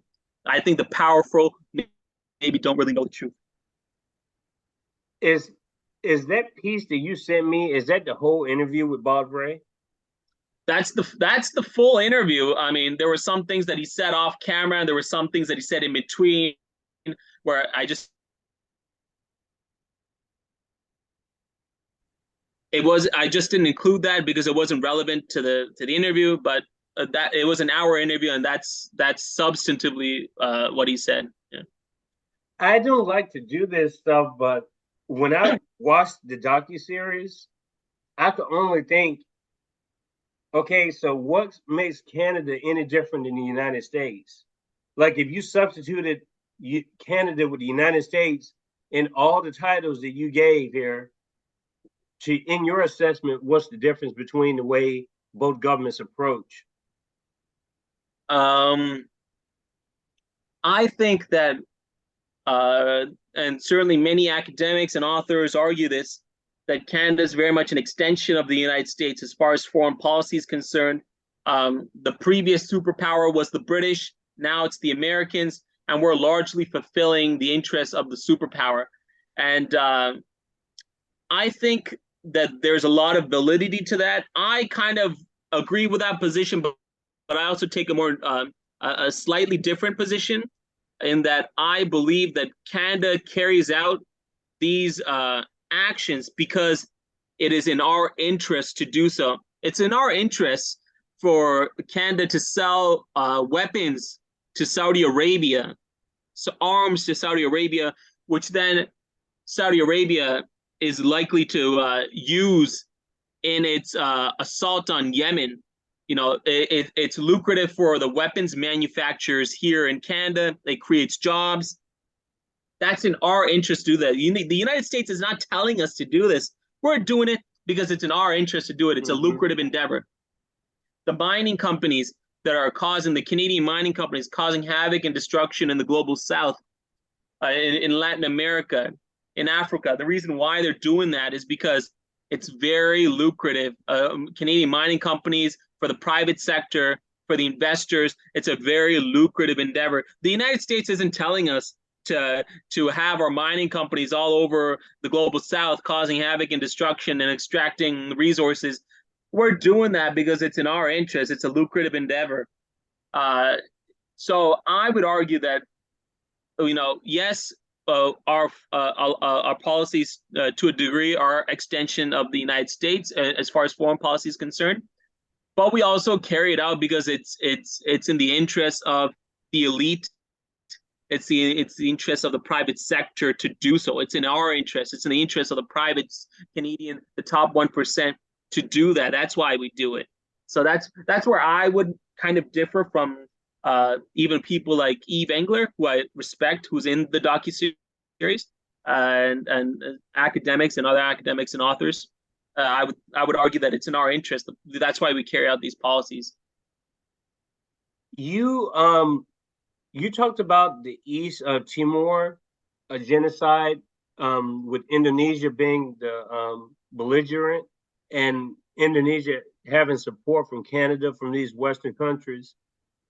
Is there an area or a region, hypothetically, if you would have created a separate episode or even substituted one of the 60 you produced, would there have been a region or an area that you would emphasize that wasn't included? That was not included. Yeah, I actually tried. I tried to get an episode done, or even a part of an episode done on Rwanda, on Canada's involvement in supporting Paul Kagame in Rwanda, and even a Canadian general by the name of Romeo Dallaire, who was in Rwanda during the genocide and was aiding the Tutsi forces, Kagame's forces, and he's supposed to be a peacekeeper. You know, he's supposed to be neutral. And so I was trying to get people to speak on this, but nobody wanted to speak on it. I couldn't even get white people to speak on this. I tried to get a Montreal author, an author in Montreal, emailed her, no response. I couldn't get in. People are petrified. People are horrified, like just scared, because apparently like the Kagame's diaspora, the Rwandan diaspora, they carry out actions of intimidation and violence against those who dissent against Kagame, and who expose the fact that in Rwanda, there was a BBC documentary that was done which showed that a majority of the people, just based on the census statistics alone, U.S. academics went to Rwanda, did a field study after the genocide the genocide happened in 94. In 98, they went to Rwanda, did a field study, looked at the census, and came to the conclusion that a majority of the people that were killed during the Rwanda genocide could not have been Tutsis. It had to be Hutus, because there were not enough Tutsis in the country at the time for them to claim that the number that the official number to claim that it was a majority of them were Tutsis. It had to be Hutus. And if a majority of them were Hutus, who was carrying out most of the atrocities? That had to be Kagame and the Tutsis. And if it was Kagame and the Tutsis that were carrying out a majority of the atrocities, well, then where is the genocide there? Where's the blame? Where do you put the blame there? And so that's something that I want to talk about. I couldn't get the people on board to talk about it. It would have been, I was trying to even get an interview with Romeo Dallaire because I got all these interviews with all these, foreign ministers and ambassadors. So why not Romeo Dallaire? I even got an interview with Canada's last ambassador to Saudi Arabia and asked him about Canada's arms sales to Saudi Arabia. And so I got all these interviews with politicians and even a sitting member of parliament and individuals that were responsible for Canada's foreign policy. We interviewed individuals that were responsible for formulating, executing, carrying out Canada's foreign policy, and got them to talk about the establishment line, the narrative. And then we interviewed academics like Noam Chomsky and authors like Yves Engler and Canadian dissidents, and got them to challenge that establishment narrative. And no Canadian documentary has done this ever. We're the first documentary that's ever done this. But I couldn't do it on Rwanda simply because the fear and the intimidation, even among white people, is so large that you couldn't do it. So that's the only thing that I probably regret, where I wish I could have talked about it, because it's such an unspoken thing. Yeah. As far as the reception of the docuseries, what has been the overall reception of it? The overwhelming reception of it has been positive. We have a tab on the website called Audience Reviews, where we showed all these reviews by audience members, and they've largely found it to be educational and informative. We have been completely ignored by the mainstream Canadian press, of course. So a lot of it has just been grassroots, through social media. And so that has been the downside, that we don't really get the mainstream attention. And even among certain left-wing mainstream outlets, we haven't gotten as much attention as we would like. So I think elements of the left have a tendency to be self-destructive or very elitist, to a point where they exclude those who offer unique voices that should be part of the mainstream, the conversation within left circles. And I think our docuseries has unfortunately become victim to that, where even among certain mainstream left audiences, we haven't been given our due, even though this docuseries is so inclusive, is so unprecedented. It's innovative in the way that we went about it. It deserved more attention, but it didn't get it, even among the elitist left in Canada. So that's been the reception at large. I think what you're speaking to, Pita, is really the last few episodes. We actually alluded to this and covered it pretty extensively. I believe it was episode 115. We talked a lot about this concept of the Overton window. And I believe what has happened is you said the mainstream. I don't know if mainstream and left are actually compatible anymore, because for whatever reason, the thought process has been so consolidated to the official story, to where anything that falls outside of that official story is viewed as dissident, whether it's right-wing dissidents or left-wing dissidents. And so I think we're in a unique period in history, at least for the U.S. standpoint, where I believe that the popular sentiments on the right actually have a lot of overlap with the popular sentiments on the left. because both sides felt like they've been kind of discredited from the official established parties. And so I think that this is a unique opportunity for us to kind of cross-pollinate in a way and maybe, fight against the establishment and learn from each other. And I think it's my attempt too to almost decategorize people, because when I bring people on, or even when I interact with people, I know that they may have certain persuasions and they may have certain views and ideologies, but I don't want to think that those people can't change either.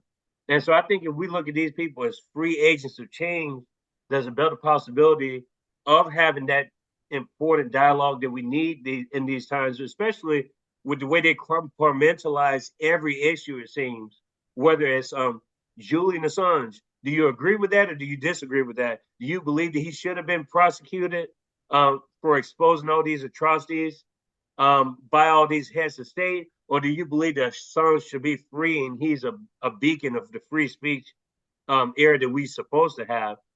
Every issue that can make it, or you pro-Palestine or you pro-Israel. That's how the mainstream has set up everything. And so we have these groups where it's like, oh, well, you can't be pro-Palestine and anti-Assange. You can't be this, but then be that. It discourages people who I think normally would want to talk to people, because we've been programmed, you got to stick to your camp. You stick to your camp. And that's not going to ever be productive when you silo the thought process. But that's what the mainstream does, is they silo our thought processes to where we're only talking to the same people who agree with us. And I don't think it's as easy as that. I'm sure there are things we disagree on. Sure, we have an overall consensus, but I think it's really important, especially for people who are left-minded people like ourselves. I do identify as someone on the left, but I just don't know what that means in the grand scheme of things now. And I don't even know how important that even means to this point. I'm more concerned about people being receptive to the messaging. And I do believe that people can change. I do, because otherwise I don't think we'd be doing the work that we're doing if we didn't think that people could change. And so I think if we look at it that way, kind of like what you were saying earlier, don't start out saying that this is genocide. Maybe approach it from a different angle, and then maybe you can get somewhere. Maybe you can have more support that way. Yeah, I mean, I totally agree. I think that the left is now in a very fractured state, in a very isolationist state, where people are kind of just gravitating towards their own circles, and there isn't a lot of cross-border interaction. And I think our documentary has certainly become victim to that, where even there were some, left-wing Canadian outlets that, like the Canadian Foreign Policy Institute, was very gracious and very wonderful in promoting our docuseries, and they were wonderful. But certainly other outlets, I can name names, but why bother? I'll be respectful. I'll take the higher ground. But there were other outlets that were not, that had promised us coverage, but then relented and ignored calls. And why, I know they have their own establishment circles, and they're not maybe receptive to outside products, that were not engineered by them, even despite how unique it is. So, and I think that's a detriment to the leftist movement. We need to be more open and outward and engaging. And I think certainly, as you had referenced, and as I had mentioned earlier, the example to the way that we speak about the Israel-Palestine conflict is certainly indicative of that. If you don't say, for instance, from the river to the sea, Palestine will be free. I've been in protests in Toronto since October 7th, where people are constantly chanting, from the river to the sea, Palestine will be free. And when that is chanted, it immediately gives people, evangelicals, pro-Israelis, validation to say, oh, you want to wipe Israel out the map because you're saying from the Jordan River to the Mediterranean Sea. Now, well, that's all of Israel. You want to wipe Israel off the map. And then we were like, no, that's not what we're saying. Well, then do you support Israel's right to exist? And then the left, they constantly waffle on this, and I can't understand why. Israel is a state under international law. Full stop. Canada is a state under international law. Full stop. The United States is a state under international law. Full stop. Israel's actions in a territory which is not recognized as its own under international law, like the West Bank, like Gaza, like the Golan Heights, that is problematic. Yes, Israel is a state under international law, but it's carrying out actions that are illegal and that are in contravention to international law, and that is what is problematic. If we frame the discussion that way, we can then maybe get a broader consensus. But then if you just always start out with chanting from the river to the sea, Palestine will be free, and just keep chanting that, and then there's no substance to it, there's no nuance, it's just a phrase, it's just saying. And I know that this is not a popular position among, certainly even among the left, but it's I'm more, and I've had arguments with this with a close friend of mine as well, who I told him it's counterproductive to have these chants, and he got upset with me for even suggesting it. But I'm interested in building consensus, and then while it becomes, oh, you're on the side of the oppressor, I'm like, no, I'm not. I'm on the side of building consensus so that we could finally go towards the end goal, which is ending the occupation. That's your end goal. That's my end goal. Well, let's start in a way where we can build consensus towards that. And I feel like the left is just so fragmented. It's so identity driven, where it's like, if you're not endorsing this, then you're out. If you're not endorsing that, you're out. If you say this, you're out. And I think certainly our docuseries, which was totally self-produced by myself and Ryan Ellis, was the co-producer and co-creator, the co-director. It was not done with any funding from any left-wing outlets or the government or anything like that. We come out with this product that is foreign to them, but we want them to engage with it. But they don't want to because it's something that's foreign to them, even though it's something that's totally unique and will be valuable to their audience. So, it's once again very identity driven. If you're not a product of us, then you don't deserve to engage with us. So, yeah, that's what I would say. What were some of the criticisms that you got from the docuseries, if you don't mind sharing?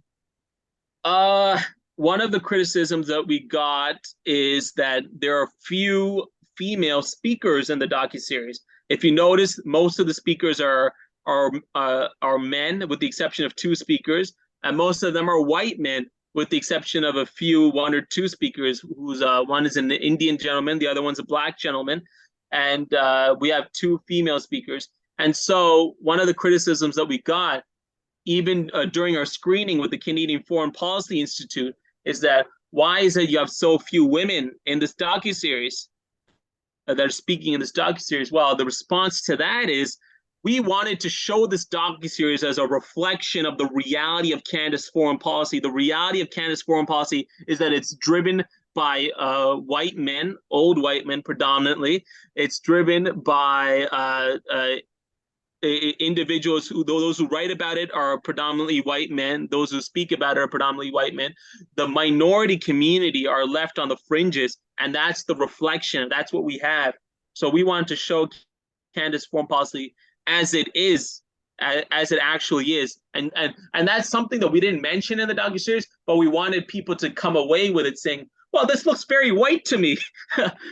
Why is that? Well, that's because Canada. It wasn't good enough that a non-white producer was a part of the project. But as far as like the actual like content itself, though, like I know that's part of it, like the people featured, but more so like the content itself in the docuseries. You're asking about the criticism of the content itself, if I received any. Yeah. So on the episode of episode 4, where we talk about Canada's bombing of 1999 bombing of Yugoslavia, some criticism that we got is that, oh, you're repeating the narrative by Slobodan Milosevic, and you're a supporter of his, Slobodan Milosevic, and so that was some criticism that we got.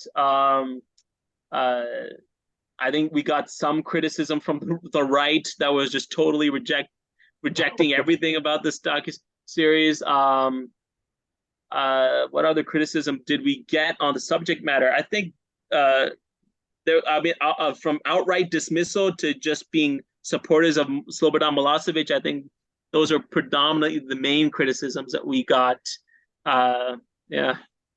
And as far as did some of the people who critiqued it, or just the people you interacted with, did they seem to be more familiar with certain episodes than other ones? Like, did you get the impression that out of any of the 6 episodes that one of them was like, I didn't know as much about that particular policy towards that region? I think I think people that didn't know about Canada's involvement in Haiti were surprised. Mm-hmm. I think people that didn't, we got a lot of positive feedback from our episode 3, which is Canada's support for apartheid in South Africa and Israel. Oh, really? You got a lot of positive from that? Yeah, from the left-wing community, certainly. Somebody from Independent Jewish Voices, a Canada branch, just reached out to me last week and said she watched the episode, and she was one of the founders of that branch in Canada, Independent Jewish Voices, and she told me she loved the episode and she wanted to call me up and speak about it, and she also read my Bob Rae interview and she loved that. And so we've gotten a lot of positive feedback from that episode. And the interesting thing about that episode is that we show the parallels between Canada's support for apartheid, how Canada in South Africa, how Canada had consistently been supporting apartheid in South Africa, doing business with the apartheid government in South Africa.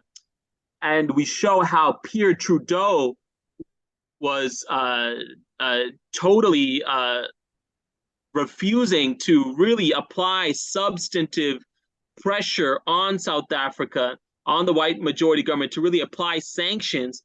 And we see the parallel with his son, Justin Trudeau, reacting in the same way towards Israel, Palestine, refusing to apply any sort of substantive, meaningful actions and holding the Israeli government accountable.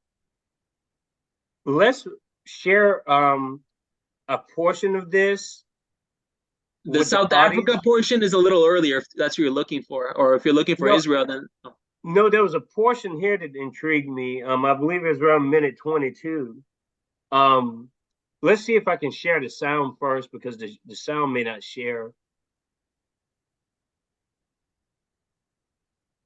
I don't think you can hear that, so. No.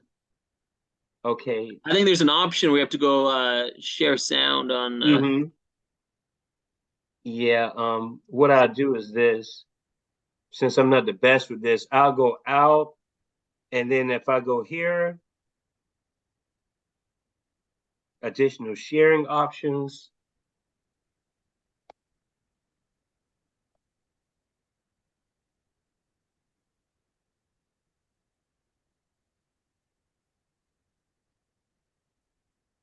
I think it pops up once I actually share the screen. So let me do this again. Okay, here we go. Share the sound.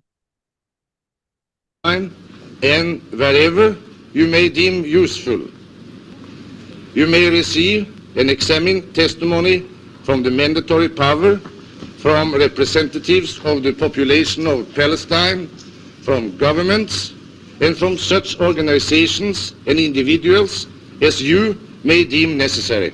At the most important Canadian contribution to Palestinian dispossession is at the UN negotiations on the British mandate, and when there's basically the British put Palestine up to the UN to come up with a solution to the conflict between the indigenous Palestinians and the Zionist movement, and the Canadian officials play an important role at the UN. Lester Pearson plays a very important role at 2 different bodies dealing with the question of Palestine. First, in terms of creating the United Nations Special Committee on Palestine, which is a body that sent international representatives to Palestine to come up with a solution to the problem. And Canadian official Ivan C. Rand, who was a Supreme Court justice, was one of the delegates as part of the United Nations Special Committee on Palestine that would travel to the area and put forward a solution. Ivan Rand puts forward he's a staunch Zionist, and puts forward a very charitable solution from the perspective of the Zionist movement. At one point, he's actually, as part of his partition plan, he offers the Zionist movement more Palestinian territory than the Zionist movement was even officially asking for. Okay, so I have a question. Is that same Lester Pearson, is that where the airport's named after him? Oh yeah, that's correct. Yeah, Lester Pearson International Airport in Toronto. Yeah, and there's this we in our docuseries in the first episode, we feature this segment where Noam Chomsky is in Toronto, and he's being interviewed by this Canadian Broadcasting Corporation journalist. And Lester B. Pearson and Noam Chomsky recounts how he just came out of war criminal airport, and then the Canadian journalist is like, war criminal airport, what are you talking about? And then Noam Chomsky goes into how Lester B. Pearson's a war criminal for what he did in Vietnam, how he carried out bombing threats. Canada, in its position in the International Control Commission, carried out bombing threats against North Vietnam at the behest of the United States, and how Lester B. Pearson was a supporter of the Vietnam War, and how he's a war criminal, and the journalist, the Canadian Broadcasting Corporation journalist, is totally enraged and is in a fury, and we feature that radio segment, that interview, in the first episode of the docuseries. So yeah, that's the Lester B. Pearson. The airport's named after him, and he's regarded as a peaceful figure, and a documentary debunks that.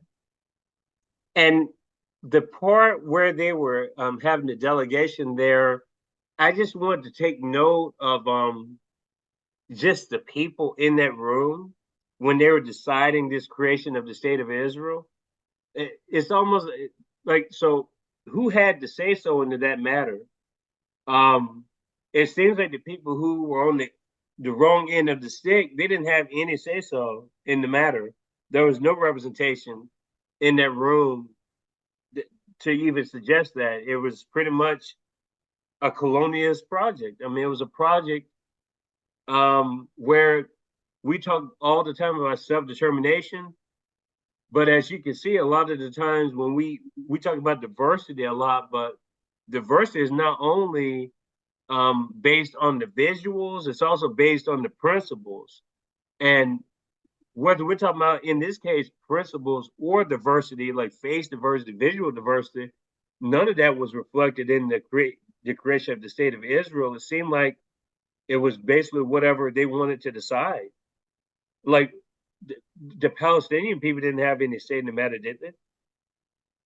Yeah, they didn't have any say at all. And if you when you see that clip that we show there, it was just white men, it was old white men, and Ivan Rand, who was a Canadian Supreme Court justice, would played a role, as Eve Engler mentioned, in advocating for the partition of Palestine.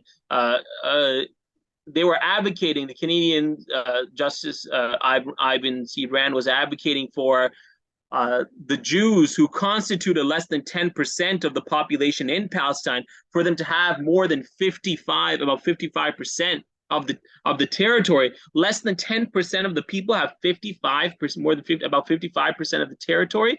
I mean, that's insane. And of course, the perspective of the Arab nations were, why are we letting these white settler colonial people from these white nations decide the fate of our Arab brothers and sisters? And once this partition plan was adopted, of course, you had this legitimized the Nakba, and of course then you had you know, the Arab Israeli, the 48 Arab Israeli War, and then 67, and then it goes on from there. I asked Norm Finkelstein that question about it was towards the end of the interview, because I've interviewed Norm 3 times, but on this last episode, episode 109 with Norman Finkelstein, the renowned political scientist that talks about issues, especially against the Israeli position. I thought it was interesting when I asked him the question about the Middle Eastern responsibility, and he was basically like, it's not in their interest to protect the Palestinian people because they care more about their money in their pocketbooks. I thought that was an interesting response. Is because they care about their pocketbooks, you know, like the Saudis, and I just thought that there was more to it than that. Like that's all it is. It comes down to just money, you know, with all this, because you had just mentioned something about the Arabs, and I don't know why I was expecting him to say something differently. I expected something different, but I was a little surprised that he said that. You know, it's in their interest for Israel to be in the position that they're in. Yeah, I mean, I think after really the death of King Faisal in Saudi Arabia, you just had, and also what people perceive to be Sadat's betrayal of the Palestinian cause. I think you just had these Arab client regimes that were not willing to advocate for the rights of Palestinians. And what those reasons are, I think it could be, yeah, maybe Finkelstein is right. It could just be that they want to just fill their pockets and be in good graces with the U.S. government. I mean, I'm not really sure what else there could be, but I think that's probably a primary reason as to why they don't really come in solidarity, aside from these symbolic votes at the UN General Assembly, because they know they have to vote that way because the population will not permit them to vote against these resolutions. Aside from that, I think it's just because they want to be in good graces with the U.S. government and they feel that they can get lucrative deals, lucrative military arms, and they would not be able to do that if they took and adopted a position like King Faisal did, and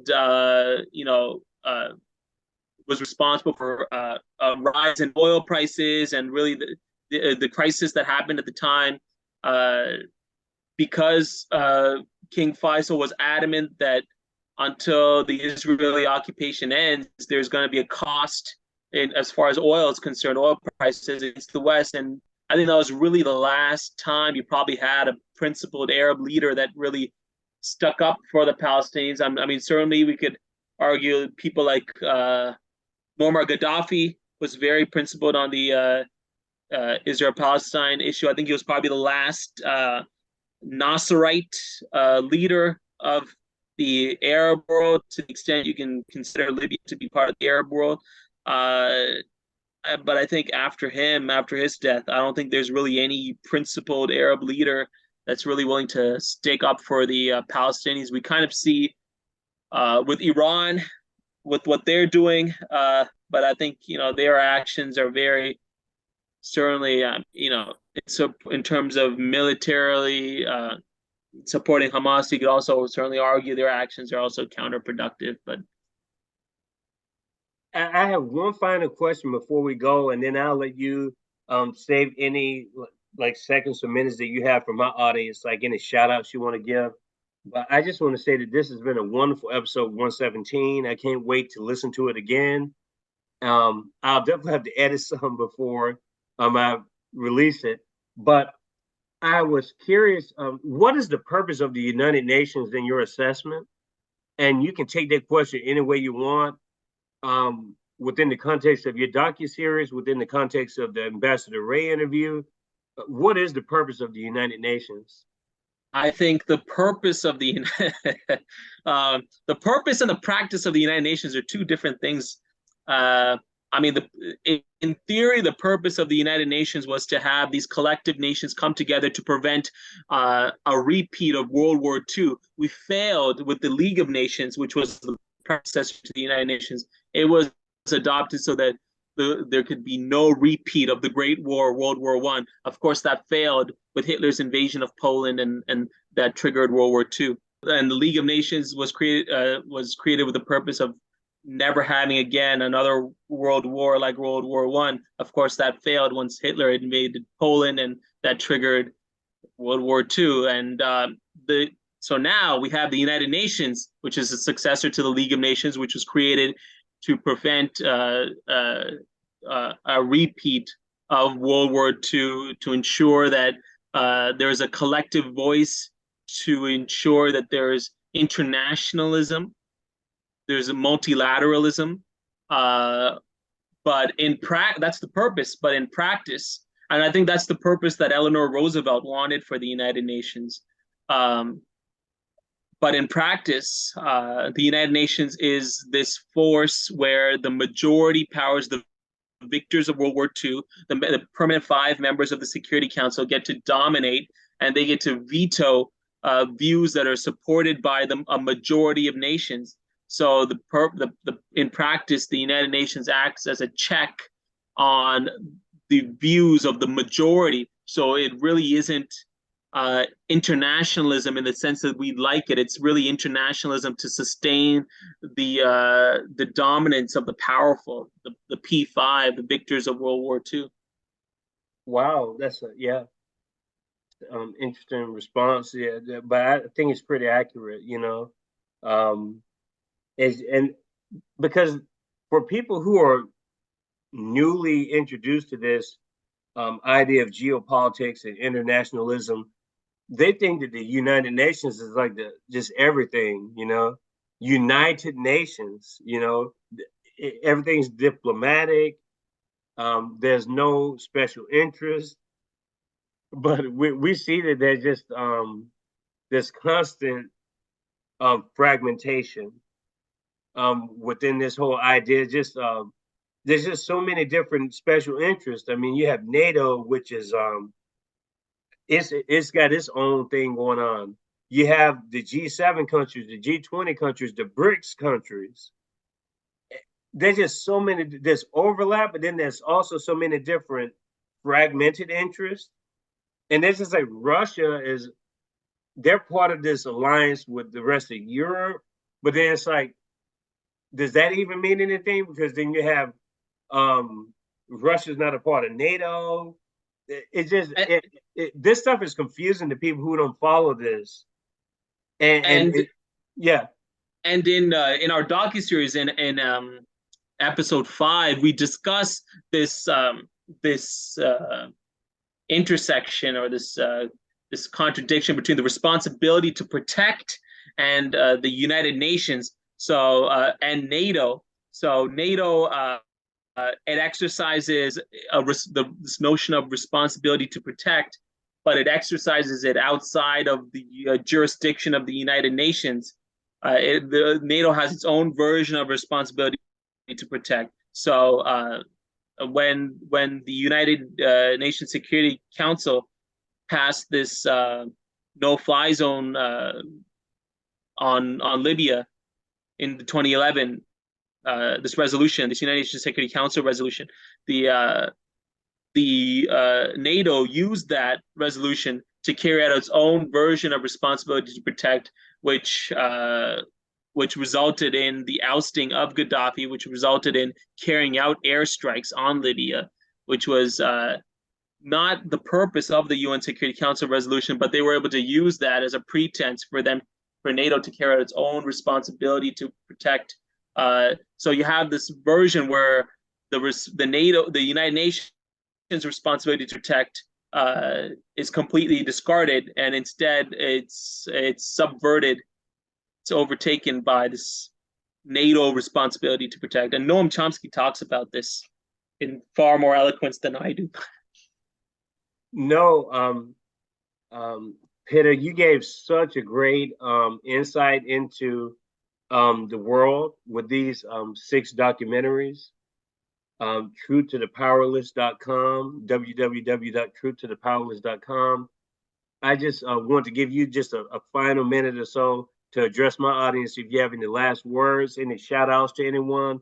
And we just want to say thank you again for having interest in our show. And then subsequently, we decided to bring you on the show because that started a trend, because 3 or 4 people reached out to us after the Finkelstein interview and said, we want to come on your show to discuss things that are on our mind. And I'm so glad you reached out to me. I appreciate that.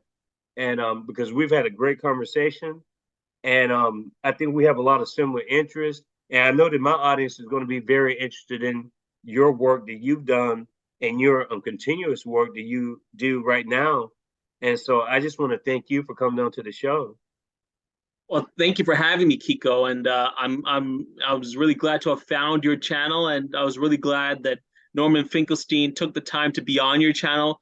Norman Finkelstein doesn't talk to me, but I have disagreements with him. Unfortunately, he doesn't. He's very cliquey. He's very cliquey.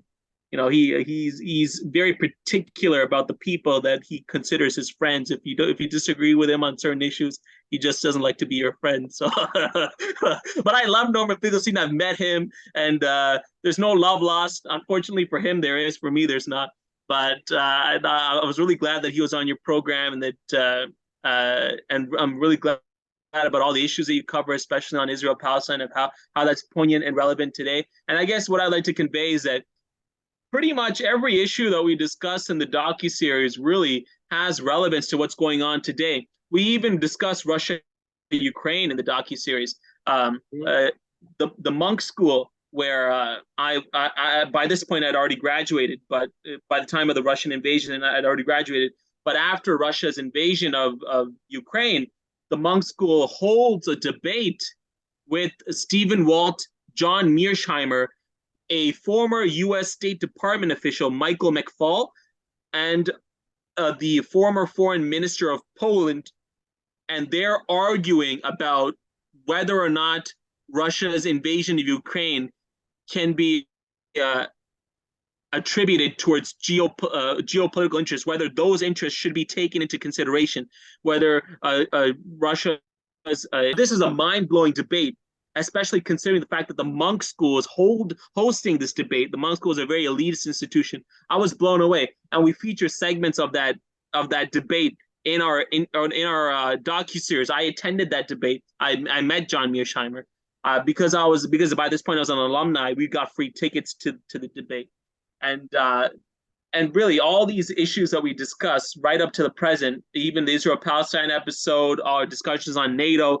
everything is totally relevant. The role of Canada's the role of finance in Canada's foreign policy, the role of international financial institutions, which we discussed in episode 2, that's still relevant. So I think the beauty of our docuseries is it's inclusive, but it's also relevant to this day, and I think unfortunately it will be relevant for a long time to come. Yes, I totally agree with that. Peter, I just want to say again, thanks for coming on to the show. Beautiful people, I believe that this is going to be a wonderful received interview, this episode 117. And I think the continuation, it's a separate interview completely, but I think some of the topics that we discussed earlier, especially with Obama and Bernie Sanders and Biden, there's going to be a little bit of overlap on Monday with this upcoming interview with a scholar based in Montreal that also, just as Pitt had done, reached out to me after the Finkelstein interview and wanted to come onto the show. So it's very interesting. And again, I have a growing Canadian contingency. About 8.5% of my audience is based in Canada. And I appreciate my Canadian beautiful people alongside all my other beautiful people domestically and internationally. And we just want to say thank you again for coming on to the show. And cheers, everybody. Take care of yourselves and have a wonderful day. See you later. Thank you Cheers, again. everybody. Bye.